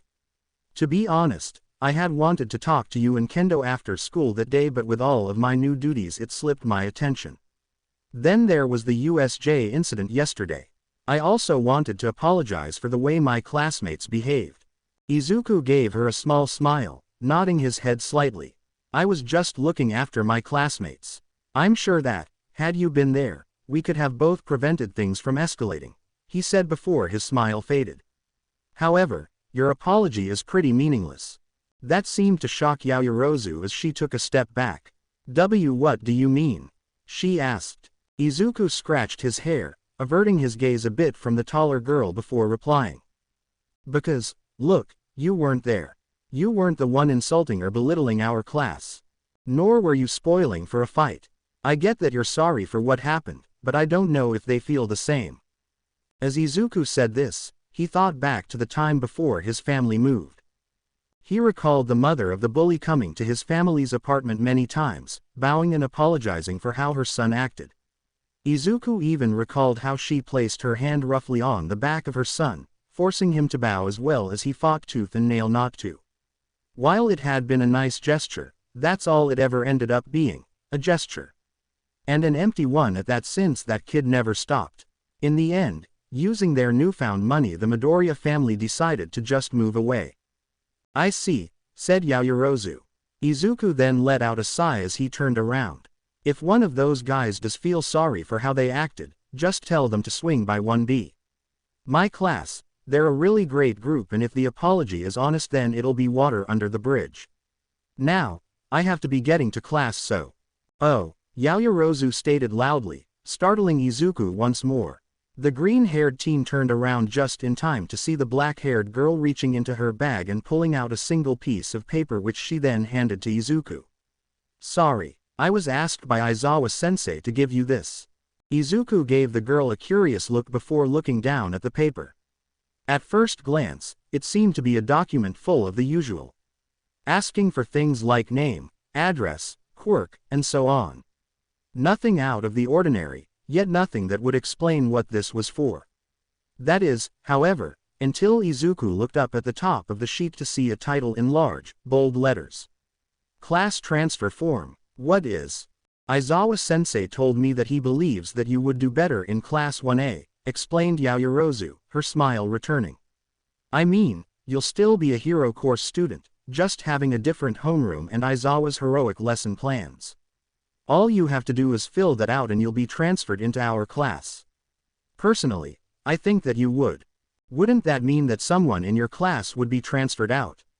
Asked Izuku, cutting off Yaoyorozu. The girl blinked at that. I suppose that would have to happen. Izuku frowned as he looked down at the paper. Honestly, he didn't know what to feel about this. On one hand, the idea that one teacher wanted him in his classroom, reaching out like this was sort of flattering. Yet, at the same time, there was something unsettling about all this. Izuku knew that that hothead that got the highest score in the exam was already in that class. Not to mention, if that loud-mouthed blonde was correct, then the son of the number 2 hero was also there. Did her teacher just want more high-scoring people in his class? Since he hadn't done anything spectacular nor had he even spoken to the man, all he could do was assume that it had something to do with his entrance exam.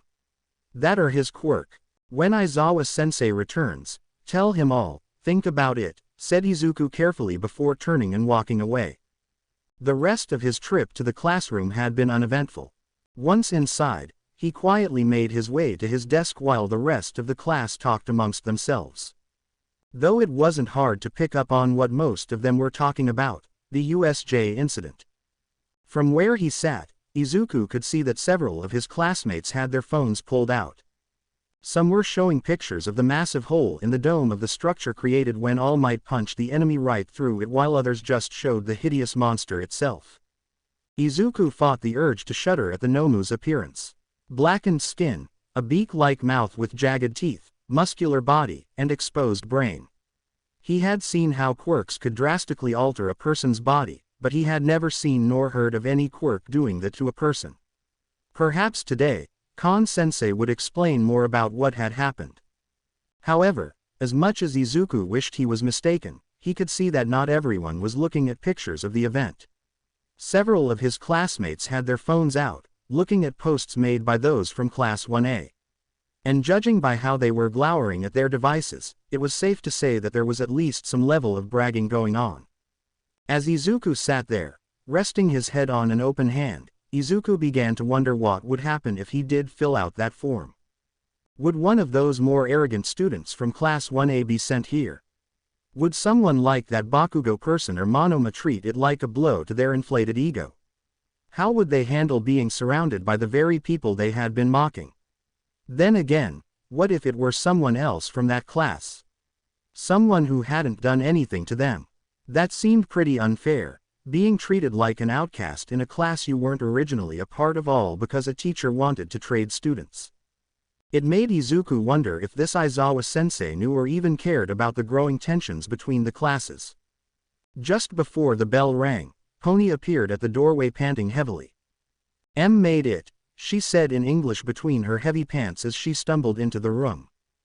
Did you have time for breakfast? Asked Izuku. When his girlfriend shook her head, Izuku just gave her a sympathetic smile before holding out the apple turnovers. Figured. That's why I got you these. Izuku, you're the best, cried Pony as she galloped over to Izuku. As she took the pastries in her hand, the blonde leaned down to beat the boy on the lips. Though brief, the two blushed slightly as their lips met. When they separated, the duo spent a moment staring into the other's eyes before realizing that it had gotten quiet. As one they turned to see that the entire class was now staring at them in silence. Then, it finally happened, screamed Tokage, jumping into the air as several of the girls squealed with joy. Before Izuku could say anything or even blink, Pony was surrounded by a large group of giddy girls who were now asking about 1,000 questions at once, never giving the girl a moment to answer. Finally, what are you talking about? Demanded Tetsu. It's barely been a week since school started. Damn it, I bet they wouldn't get together until their third year. Money down the drain, wailed Shota as he ran his fingers through his hair. I bet Tokage would hook with him first, then there would be a big fight between them before they decided just to share. Why, the odds were in my favor. You guys were making bets on us. Was all Izuku could ask as he watched the entirety of the guys in his class look crestfallen over their apparent losses. Well, all but one. Rin was leaning back in his seat, arms behind his head and grinning like the cat who had not just cooked the cannery but had also cooked it with expensive seasoning to make a 5-star dish. Sorry guys, but it looks like you're all out of luck and money, said Rin. The team then shot Midoriya a grin. Looks like we're the only two winners today. Congrats. Midoriya, came the loud voice of Tetsu. The bulky teen charged right up to the bone user with tears running down his face. Once in front of him, Tetsu placed both of his large hands on Izuku's shoulders with enough force that made the green-haired teen surprised that the desk didn't shatter. You've made our class proud. Now we have something that those bastards in Class 1A don't have, the cutest class couple. Thank you. We didn't get together for that, shouted Izuku as he glared up at the larger teen. Thankfully, the class's celebration came to a swift end as the door opened to reveal their teacher. Everyone turned their heads to look at the fanged man only to recoil slightly. There was a sort of air around him that everyone could feel, like he was in a really bad mood or something, and that seething rage was surrounding him like a cloak. As Kon stormed over to his desk, his eyes downcast. The rest of the class made their way to their seats with Pony quickly eating her food as she did. "Good morning, class," said Khan once he was in front of his desk. "I know that today we were supposed to have our lesson at the USJ. However, due to the area still under investigation and 13 still receiving medical care, that lesson will have to be postponed indefinitely." "I figured that would be the case," said the glue master Bondo. As a few of the other students murmured in agreement, Izuku just let out a sigh. He too had figured this would be the case, however there was a part of him that hoped that they could do the rescue trailing elsewhere. Like in one of the model cities or something. "I know you were all looking forward to this lesson. Because of this incident, you are all now further behind the other students of your year. For that, I am truly sorry," continued Khan, his eyes closed as he gripped the sides of his desk with so much force that it looked like it would snap in half any moment. "Sensei, it's not your fault," said Kendo with several others shaking their heads in agreement. Khan, however, disagreed. "Yes, it is my fault. As your teacher, it is my responsibility to ensure that your training goes smoothly and that you are given every opportunity to succeed. Already I have been blindsided far too often, causing all of you to be left behind. Which is why I will be doing everything possible to ensure you are ready for the UA Sports Festival in 2 weeks. "What?" shouted nearly everyone in the room at once. "We're still having the sports festival, even after the school was attacked by villains?" demanded Yanagi, raising her voice for the first time this year as she stood up. "Believe me, I fought against it," said Khan as he shook his head. And so too did a few others, but in the end it was decided that by canceling the sports festival would be a win for the villains. That we need to show the world that, despite this attack, we are still strong. As a precaution, we shall be upping our security with additional pro-heroes. As for the sports festival itself, as much as I hate to admit it, it's something that none of you can afford to miss. Pros from across Japan will be watching all of you with keen interest, looking for potential talent to scout for an internship. The further you go, the more chances you'll have to show off your skills, which in turn will likely increase the number of offers you will receive.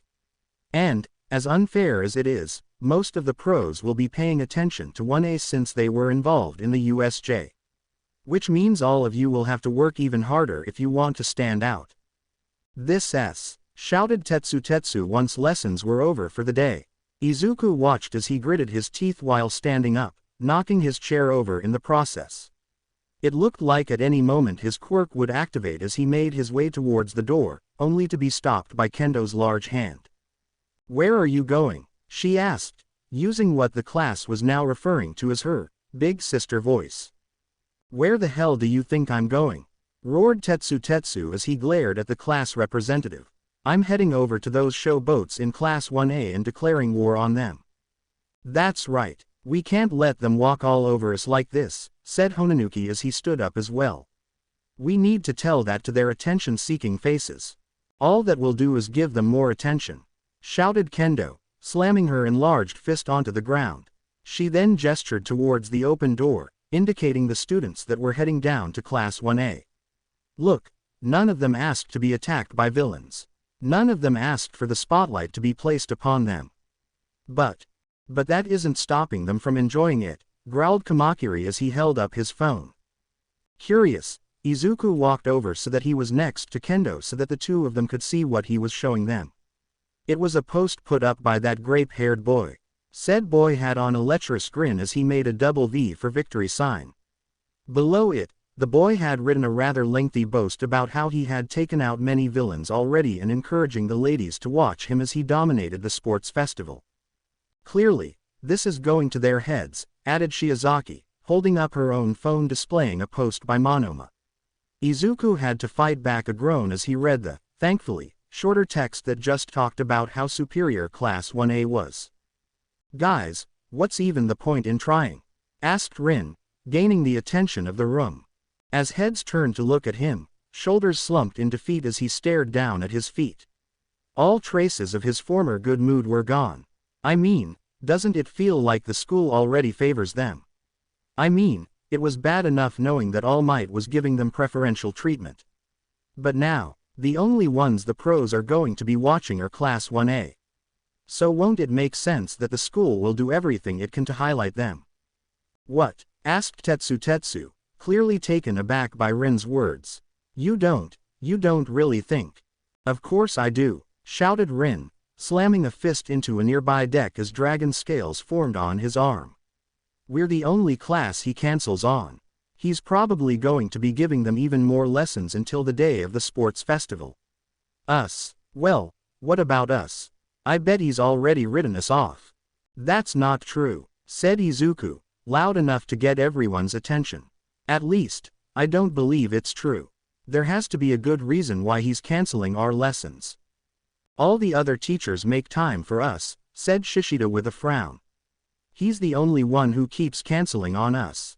Izuku winced at that, finding it hard to deny what was being said since, once again, All Might had cancelled at the last minute again. Maybe it was because he had nothing prepared for them since the USJ was closed, but that didn't mean he couldn't do anything with them. He could have done a lecture on Quirk scenarios, had them do some combat training, or anything.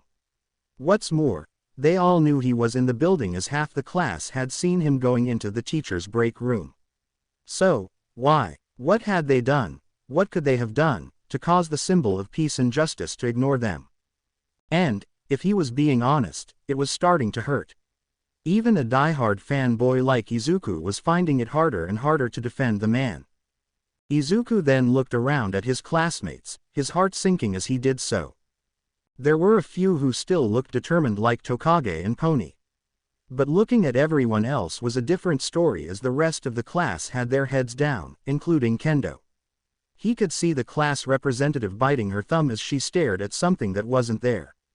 The others, their bodies looked almost limp as if they would fall over any moment. So gritted their teeth while others looked like they would fall into the nearest seat at any moment. Not liking where this was going, Izuku spoke up. We all knew becoming heroes wouldn't be an easy road, said Izuku with confidence, several of his classmates lifting their heads to look at him. And maybe you're right, maybe the school does favor the students in 1A. Maybe, even All Might does. Saying that hurt a lot more than Izuku thought, so much so that he needed to take several deep breaths to calm his nerves before continuing. But that just means we're going to have to work even harder. Because I'm not giving up on my dreams of becoming a hero. Yeah, but what can we do? Asked Awase. We can start by helping each other, said Izuku, looking over at Kendo as he spoke. The girl met his gaze for a moment, eyes slowly widening in realization before finally nodding. He nodded in return before looking back at his classmates. Both me and Kendo can help anyone who wants to improve their martial arts skills. We can, began Kendo, her eyes widening as the light in her eyes seemed to return at full force. Her voice became energized, her smile growing. We can even set up group training. Maybe work on combos with everyone. We'll work together to defeat everyone else in the festival. That sounds awesome, yelled Tetsu, now grinning as his hardening quirk activated. What one cannot do alone, many shall, said Shiozaki, a small yet pleasant smile on her face. All around, more and more people were lifting their heads. Except for. But, only one of us can win, said Rin, looking torn between hope and despair. This isn't just about getting to the top, said Izuku. This is about showing what our class is made of. Sure, the last round of the sports festival is always a tournament. But the first round is usually designed to cut out most of the support class, general studies, and business classes. Second round is done so that they can cut that number down enough so that there aren't too many people in the final round. So, our goal should be to work together and to ensure that as many of us as possible get into that third round. If we can make sure that more of us are in the spotlight, I'll call that a win. One of us getting to the top 3 is a win plus. Having Class 1B getting the bronze, silver, and gold. That's what I call going plus ultra. Couldn't agree more, said Pony, shooting Izuku a smile before turning to look at everyone else. So, what are we going to shoot for? Plus ultra, shouted the class, everyone raising their fists into the air as they did so. And little did they know that Khan had his back leaning against the hallway wall, eyes closed as he listened to his students with pride. Within the dorms of UA, Izuku Midoriya sat at his desk with a recently purchased notebook laying open in front of him. Normally, this wouldn't be anything too unusual for the green-haired teen, as anyone who knew him for more than a couple of days knew about the notes he took on heroes. Even his 1B classmates were aware of this, as he had already been taking down notes on all their quirks along with sketches of them in the hero costumes, one having a bit more effort put into it for personal reasons. However, this was not one of those notebooks. With one of his hands cupping his cheek, Izuku looked down at the page before him, one of many that had already been filled out, while tapping his mechanical pencil on the desk with his opposite hand. While the notebook had only been in his possession for less than half a day, purchased at the UA school store, the green-haired teen had already filled up a third of it. All one had to do was flip through it to find page after page of ideas that both he and Kendo had to help prepare for the sports festival.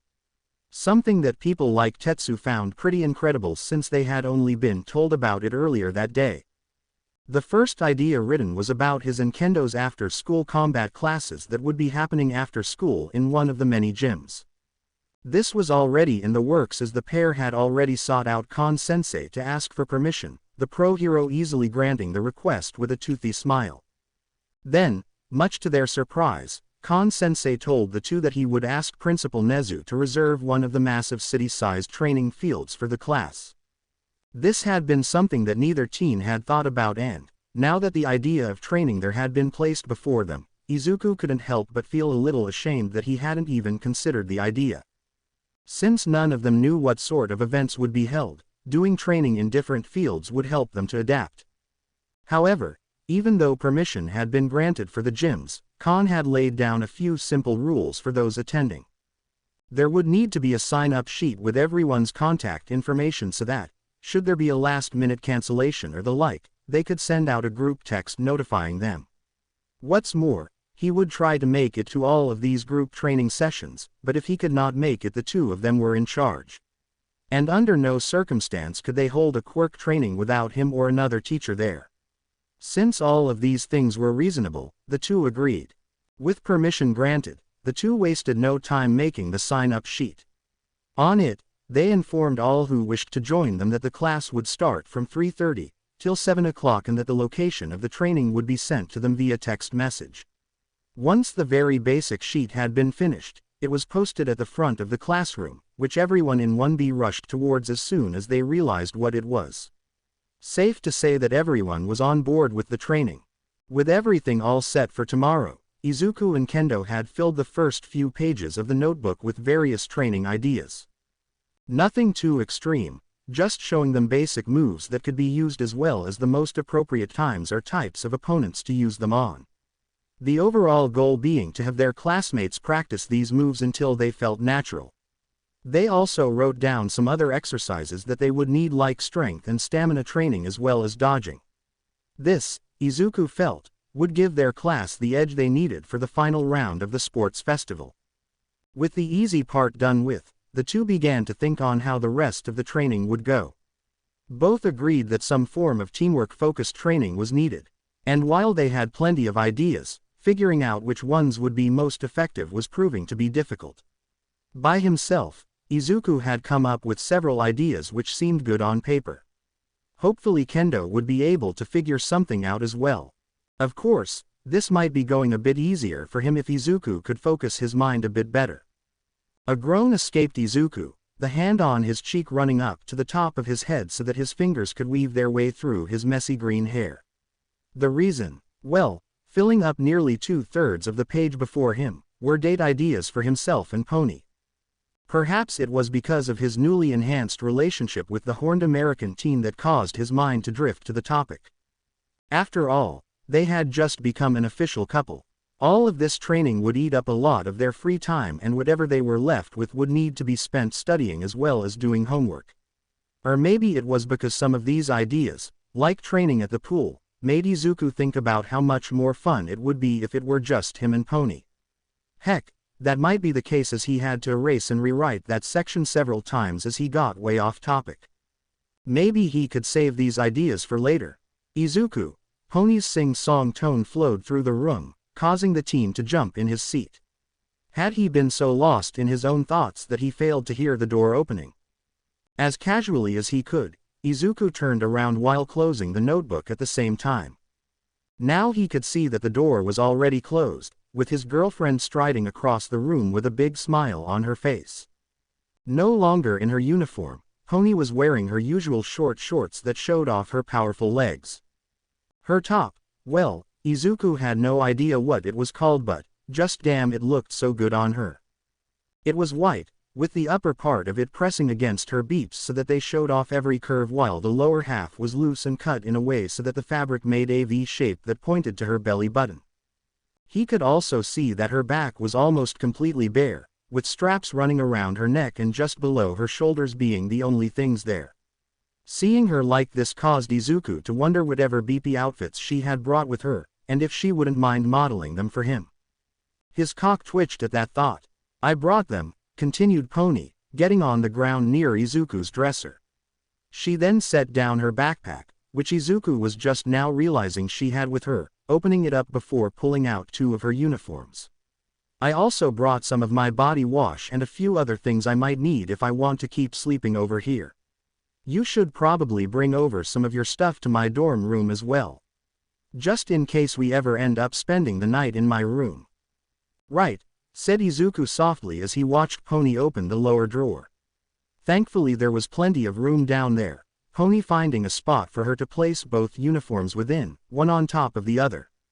As she did this, her rear wiggled slightly, causing her tail to shake in such an alluring way. Once the uniforms were put away, Pony got back up onto her hooves and stretched. Izuku had to wonder if she was doing all this to tease him, as he could see her beeps bouncing as she did so underneath the fabric. Again his cock twitched, realizing she wasn't wearing a bra. When she was done, rather than finishing up putting her stuff away, she sauntered over to Izuku with both her hands behind her back. "So, what you doing?" she asked with a playful smile. A smile which Izuku returned as he opened up the notebook to a page where he knew she wouldn't see any of the plans. Surprises were nice after all. "Just going over some ideas to help us with our teamwork," he explained as Pony leaned a little closer to the desk in order to read. "All the training we're going to be doing won't do us any good if none of us make it to the 3rd round. Right now, I have a couple ideas. Basically, forming groups." There was a pause as Pony looked down at the book before she suddenly gasped. Quickly she turned to look at him, the sparkle in her eyes showing that she realized what he meant. "You want everyone to know how to work with each other?" Izuku nodded. "I still don't have any idea on what the challenges will be. So I was thinking it would be a safe bet to start everyone off in groups of 2. Then bump them up to 3. Then 4 and, well, keep going until we get to 10. I think that might be the best number. This way, we'll know in advance whose quirks pair up well with each other instead of having to do so in the heat of the moment.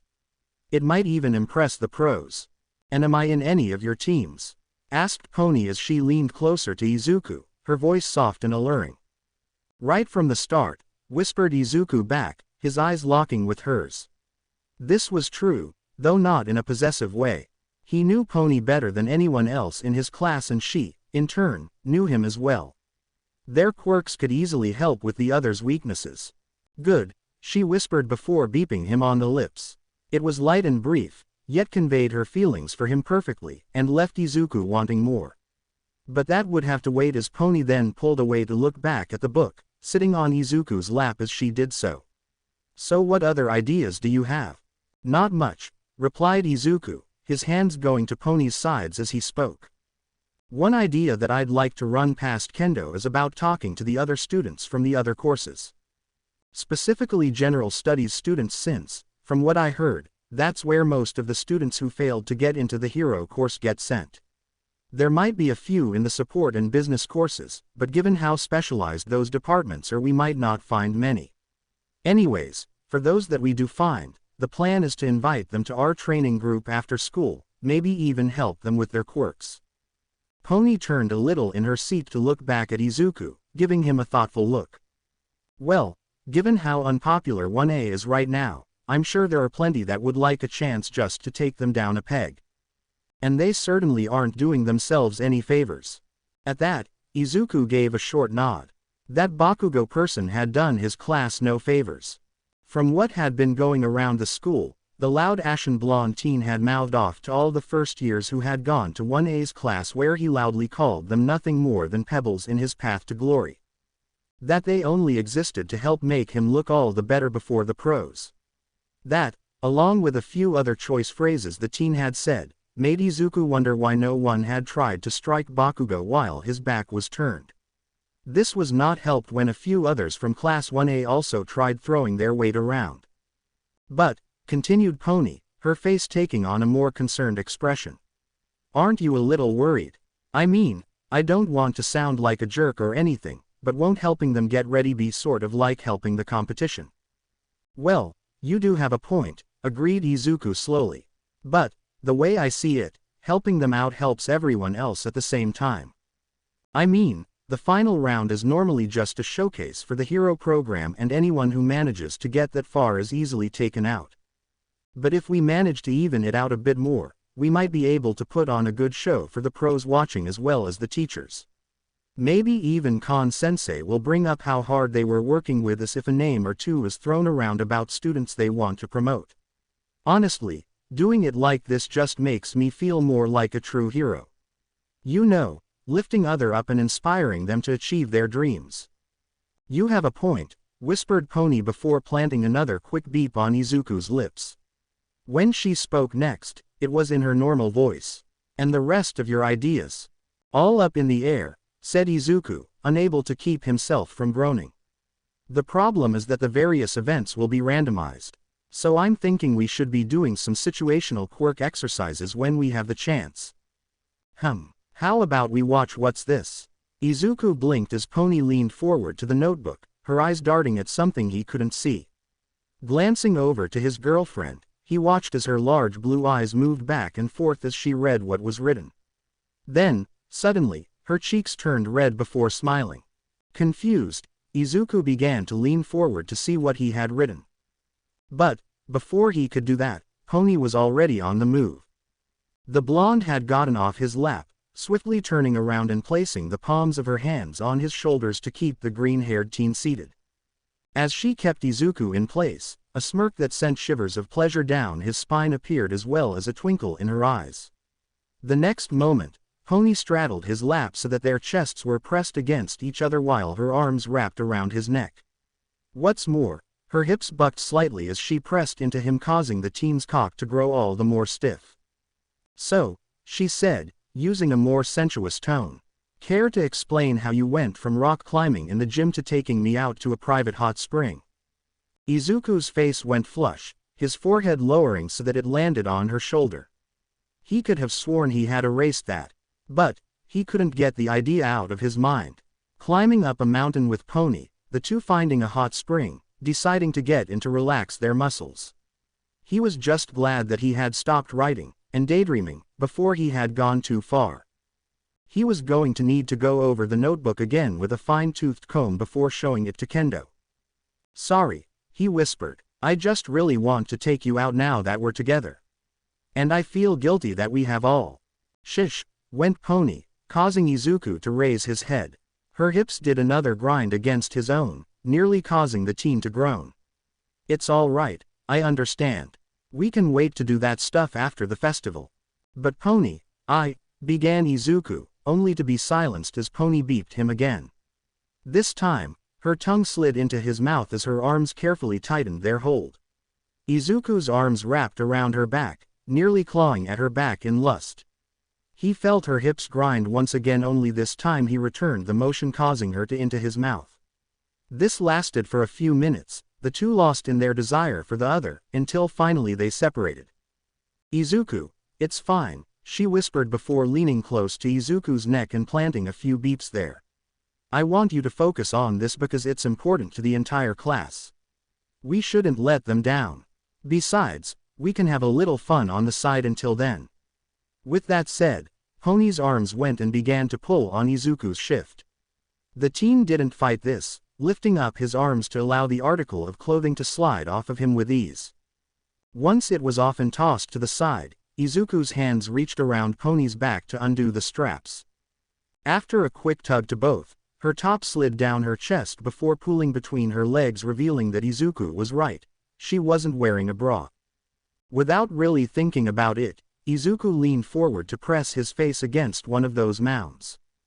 He sighed, feeling the amazing contradiction of softness and firmness that her beeps provided. And when he inhaled her scent, the bone user taking in her apple cinnamon scent while his hands went down to squeeze her ass. Above him, Izuku could hear the soft noises and panting from Pony as she pushed her chest forward. He could feel more of her weight pressing into him while her soft fingers ran through his hair. Without thinking, Izuku turned just enough so that his lips made contact. The sound of the beep was loud, causing both teens to louder. He did it again, opening his mouth more so as to cover more skin and pressing his tongue against her beep. Izuku could feel and hear his love's breathing quicken and grow louder, her arms now wrapping around his head. There was something moist now on his lap which still continued to grind against him occasionally. His teeth grazed against her flesh, softly closing a bit to give the impression that he would bite her. Not that he would, but the hitch in her voice made him want to repeat the action. The teen's lips move across her beep until finally finding the right place to stop. Heart racing, Izuku's lips wrapped around Pony's nipple which hardened in his mouth. A gasp came from his girlfriend, her chest being pushed forward as her fingers intertwined behind his head. How could such a simple act bring him such pleasure, he would never know. The feeling of this part of her body rubbing against his tongue as it circled the nub was exciting in a way. The muse coming out from Pony urged him on, taking more of her taste into him. He flicked at it with his tongue. He lightly bit at it and ed on it, always wanting more. Oddly enough, as he did this, a thought came to mind. Nothing too perverted, but more about the group training. Something they could all work on and then have a little fun afterwards. But details on this could wait. Right now, he was spending the rest of the night with his girlfriend. The next day Khan, also known as the pro-hero Vlad King, stood before a set of doors. As he stood there, his hands opened and closed constantly as sweat began to form on his forehead where it then began to run down the sides of his face. Honestly, he felt a little pathetic at this moment. How many buildings on fire had he run into without a second thought? How many times had he rushed towards some disaster with that same level of care? How many times had he faced down powerful villains whose quirks overshadowed his own? Yet now, somehow, compared to everything he had ever done before, this was the hardest thing he would ever have to do. There was a part of him that wished he didn't have to do this. To just give the situation a bit more time and hope that it would resolve itself. But he knew that wasn't possible, not anymore. Not after seeing how his students needed him to do this. So, taking a deep breath, Khan opened the door and stepped inside the teacher's break room. The first thing that Khan saw was a thin man sitting on one of the couches. The man's head was leaning back, his long blonde hair flowing down the back side of the couch as the man stared up at the ceiling as he panted aloud. Draped around the man's form was a red hero costume that looked many sizes too big so that he might as well be swimming in it. As Khan moved to the coffee machine, he noticed that the man was lifting his head in slight panic while his eyes darted with fear. Though, it was an unwarranted fear in Khan's book since the only people who could enter this room were the teachers. The advanced security measures would keep out any of the students while sounding an alarm if they tried without the express permission of any teacher. When the man's almost glowing blue eyes fell upon him, the man smiled. "Oh Vlad, wasn't expecting you. You don't usually show up after school hours." Khan let out a chuckle as he poured himself a cup of coffee, taking it black. "Yeah, don't normally get this crap either. I don't know if it's because of his quirk or he just knows how to get the best coffee beans, but nothing compares to what Lunch Rush makes. Hey, maybe it's both." With coffee in hand, Khan moved to take the seat across from All Might. "Guess I just wanted to see how you were doing. Looks like those kids in 1A put you through the ringer." As Khan took a sip of his coffee or, rather, this cheap-ass crap trying to pretend to be coffee, All Might let out a laugh. "They're still a long ways away from that," he said. "My time just shortened again. With that damn time limit, I can just squeak by a lesson a day. It's draining as all hell, but they're good kids. They're worth it." At that, Khan took a deep breath. "I'm sure they are," he said, his gaze focused on his coffee for a moment before looking up and locking eyes with the #1 hero. "And, if you ever gave my class a chance, you would see that they're good kids as well." The look All Might gave was one he had seen in his students more than once. The widening of eyes as they realized that they had forgotten a part of their homework. Looking away from a figure of authority, sometimes in shame while other times indignation. It was all there, along with All Might gripping his oversized pants tightly enough that, if he had the strength right now, he could have ripped them. "It's not like I've been doing it on purpose," All Might said, shame in his voice. Which was good in Khan's opinion. Shame was good. After taking another sip of this single-yen knockoff of coffee, they could get entire cities built in the back of the school and giant robots but couldn't spring for better coffee in the teacher's break room. Khan set down the mug. "Look, All Might, when I heard that you were taking up this job, I knew you couldn't make every single class. Even more so when we were all told about your injury. And given everything you have done for society, I thought that not ragging on you for missing those classes was the least I could do. But, my class is falling behind because of this. Those kids, my students, they worked just as hard as 1A to get into UA.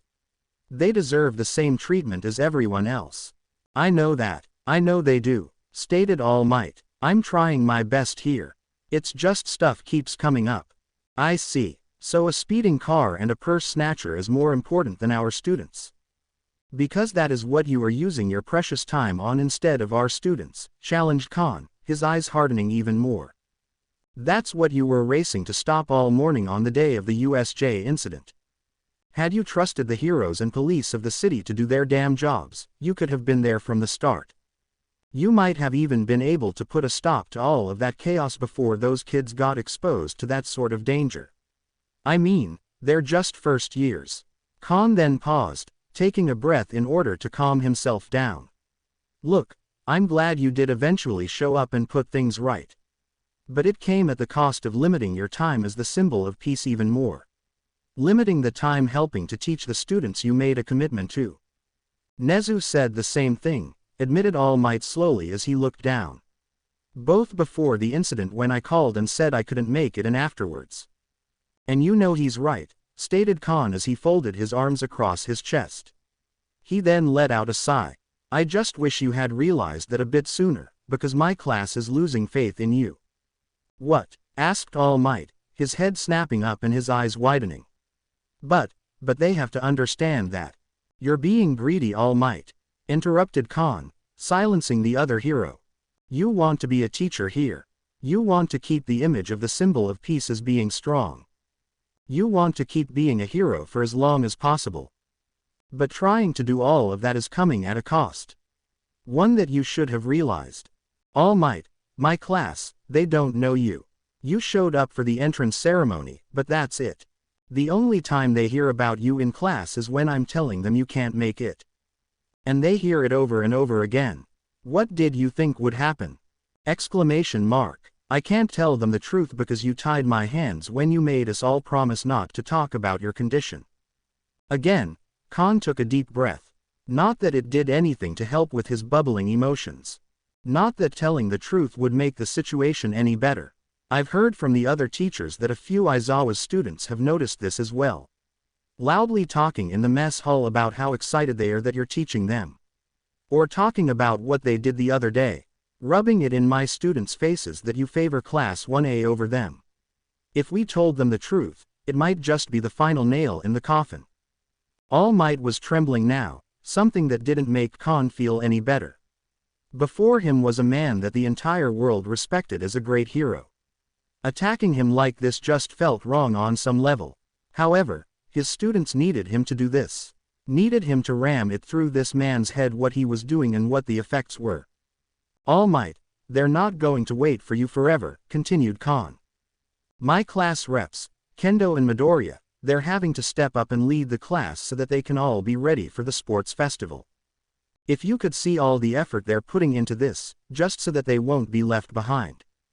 In fact, Midoriya talked to me earlier about an off-campus activity that he believes will help them. The fact that they're stepping up like this and not giving up makes me proud. I just wish that they didn't have to." For a moment, Khan's anger began to dissipate as he thought about what had happened between himself and Midoriya just a few hours ago. He could still clearly remember seeing the sparkle of hope in those green eyes as he explained what he wanted the class to do over the weekend. It might have been bold or extreme, but Khan could see the merits in it. Might even be the thing to lift everyone's spirits. And if he could contact the right people, well. What are they planning? Asked All Might. How about you ask him yourself at tomorrow's lesson? Suggested Khan. Maybe you could give him some advice. Hearing that lit up All Might's face for a moment, the man almost standing up. However, before he could put any pressure on those thin legs of his, the man sighed in defeat. I wish I could, but there is another pressing matter I need to attend to, he said. Khan's irritation must have shown because All Might raised a hand quickly. It's not like that. After the USJ incident, I realized I need to do something really important. Tomorrow, my former sidekick will be coming over so we can talk to a certain third-year student. It's very important. All Might's words trailed off as Khan stood, leaving behind his crappy coffee as he went to the door. It had better be worth it, All Might, said Khan as he stared at the door, not even bothering to look at the man. Because once you have lost those kids' trust and respect as a teacher, it'll be damn near impossible to get it back without putting in a lot of work. Work that you don't have time for. But, I'm glad you're making time for other students at least. And before All Might could say anything else, Khan forcefully opened the door and left. Meanwhile, are you sure she'll be interested in this? Asked Izuku as he walked down the halls of UA. Besides him, wearing a similar PE uniform as himself, was Kendo while a third led the way. This boy had wild purple hair and an expression that made him look like sleep did not come naturally to him. In fact, when they first met, Izuku wondered if this student, Hitoshi Shinso, didn't have a vampire quirk or something similar. She's the same as me, said Shinso as he continued to walk down the halls, hands in his pockets. She's got an insanely good quirk that would make her a great hero.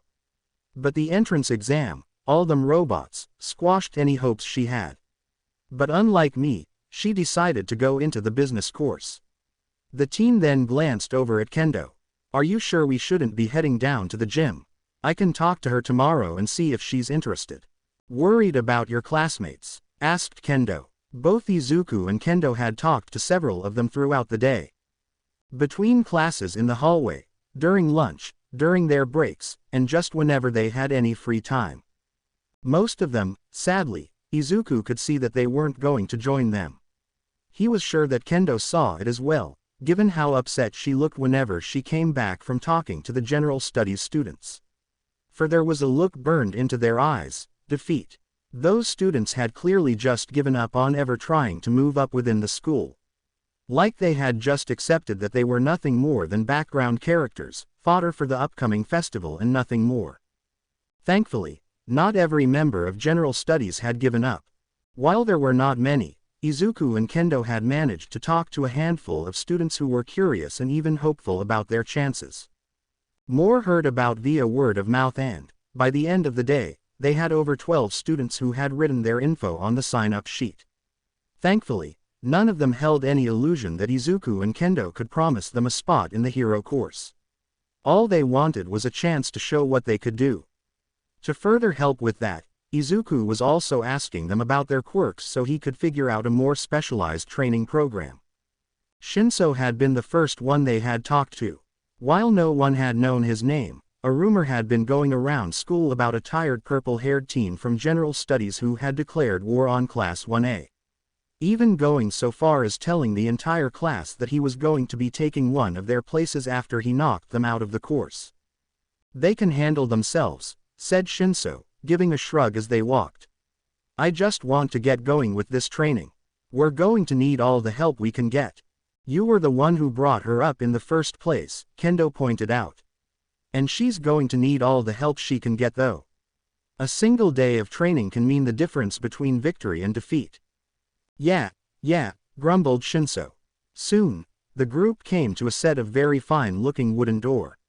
The ones that looked so expensive that, if you pressed your ear against it, you wouldn't be surprised to hear the sounds of the rainforest. But, rather than knocking, Shinso just opened them. Sis, I finished reading the page. There's a potential loophole in paragraph 3 that needs to be looked at. Hey, wait your turn. Sis has to look at this page first. There are some major typos here that need to be fixed. Like percentage cuts. If we don't fix this, we'll fail. Shut your traps. I'm still reading this garbage. And sis needs to focus on her own work. Now shut it or I'll do it myself. Izuku blinked at what he saw. It seemed like the business studies students didn't have normal-sized desks, but rather ones so long that you needed a rolling chair to get from one end to the next. Each of these long, fancy tables had various knick-knacks and papers on them in a neat arrangement that seemed almost manufactured. As if someone had figured out the most systematic way to give the impression of a business desk that was active but also had some degree of personality. Well, all but one.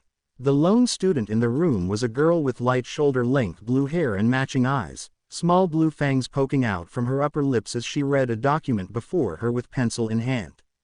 But what really drew Izuku's attention were the four snake-like bodies coming out of her back.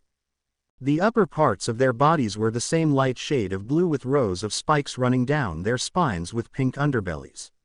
On the top of their heads was a spike horn, the first having one with the number rising up to 4.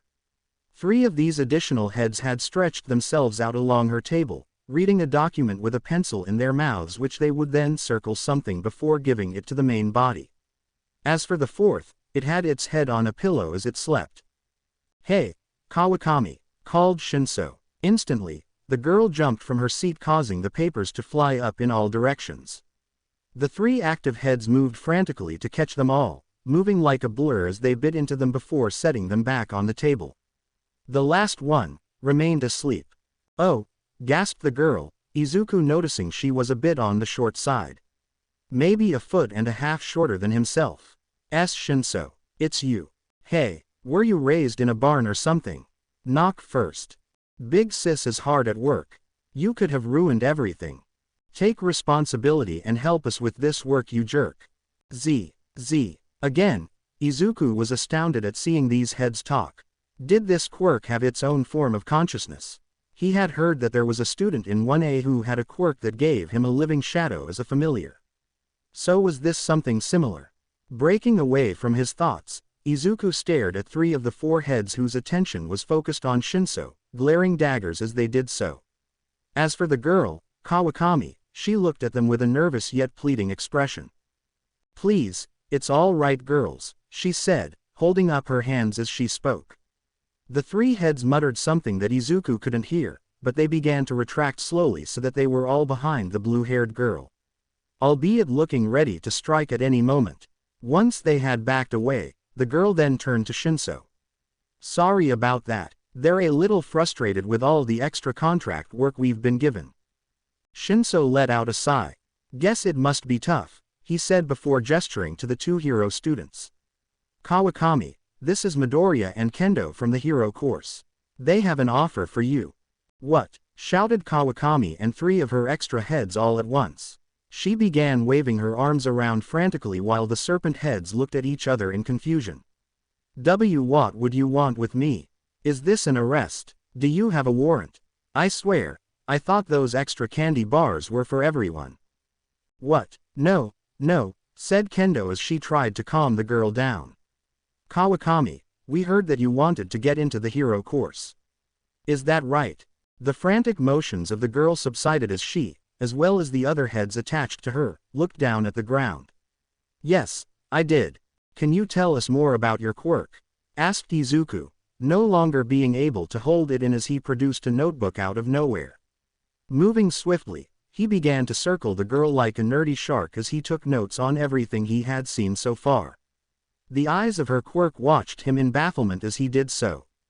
"What? Where did that notebook come from? Seriously, is no one going to question it? Does he have a bag of holding style quirk? Shut up you damn nerd and watch the green-haired one." Oh, well, my full name is Aoi Kawakami and my quirk is called Hydra," began Kawakami. "As you can see, it gives me a few extra heads with minds of their own. I give mental requests to them but I can't see what they see. They can also produce some weak poisons. Nothing too serious, just causing numbness, sleepiness, or paralysis. And they administer it by either biting them or creating a mist, though the mist is less effective.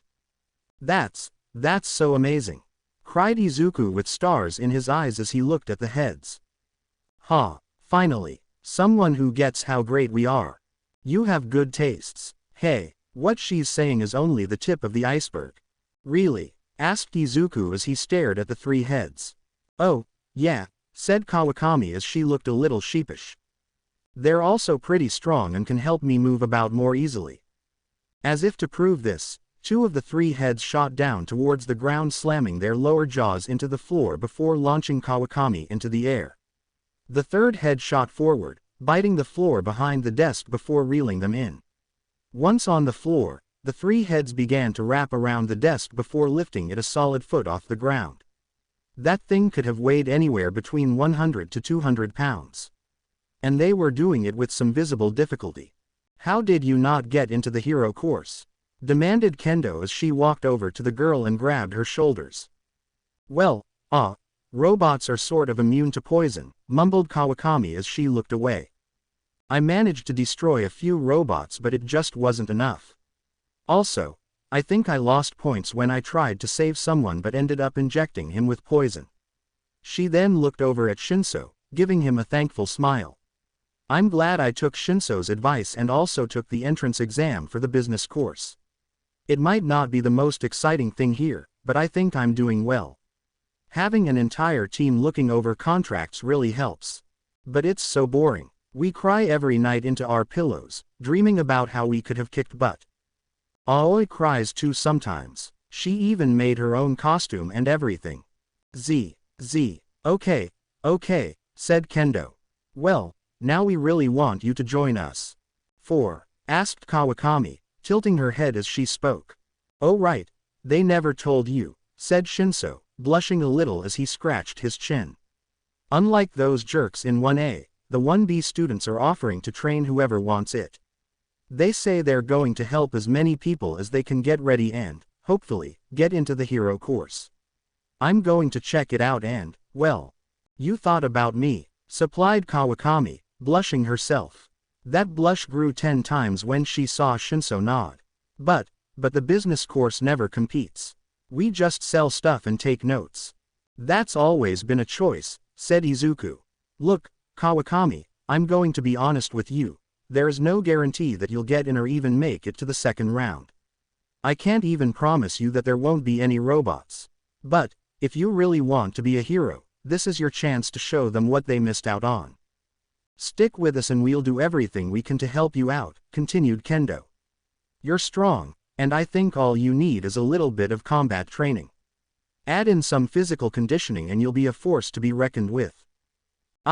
Began Kawakami. She then paused, looking at all of her snake heads who were giving her what felt like puppy dog pouts. Then, she smiled and nodded. "Okay, I'll do it." As all the other heads began to cheer, the head that had been sleeping the entire time finally opened her eyes. "Did I miss something?" To be continued. I hope you enjoyed this story. Also remember to subscribe and like this video. See you in the next video.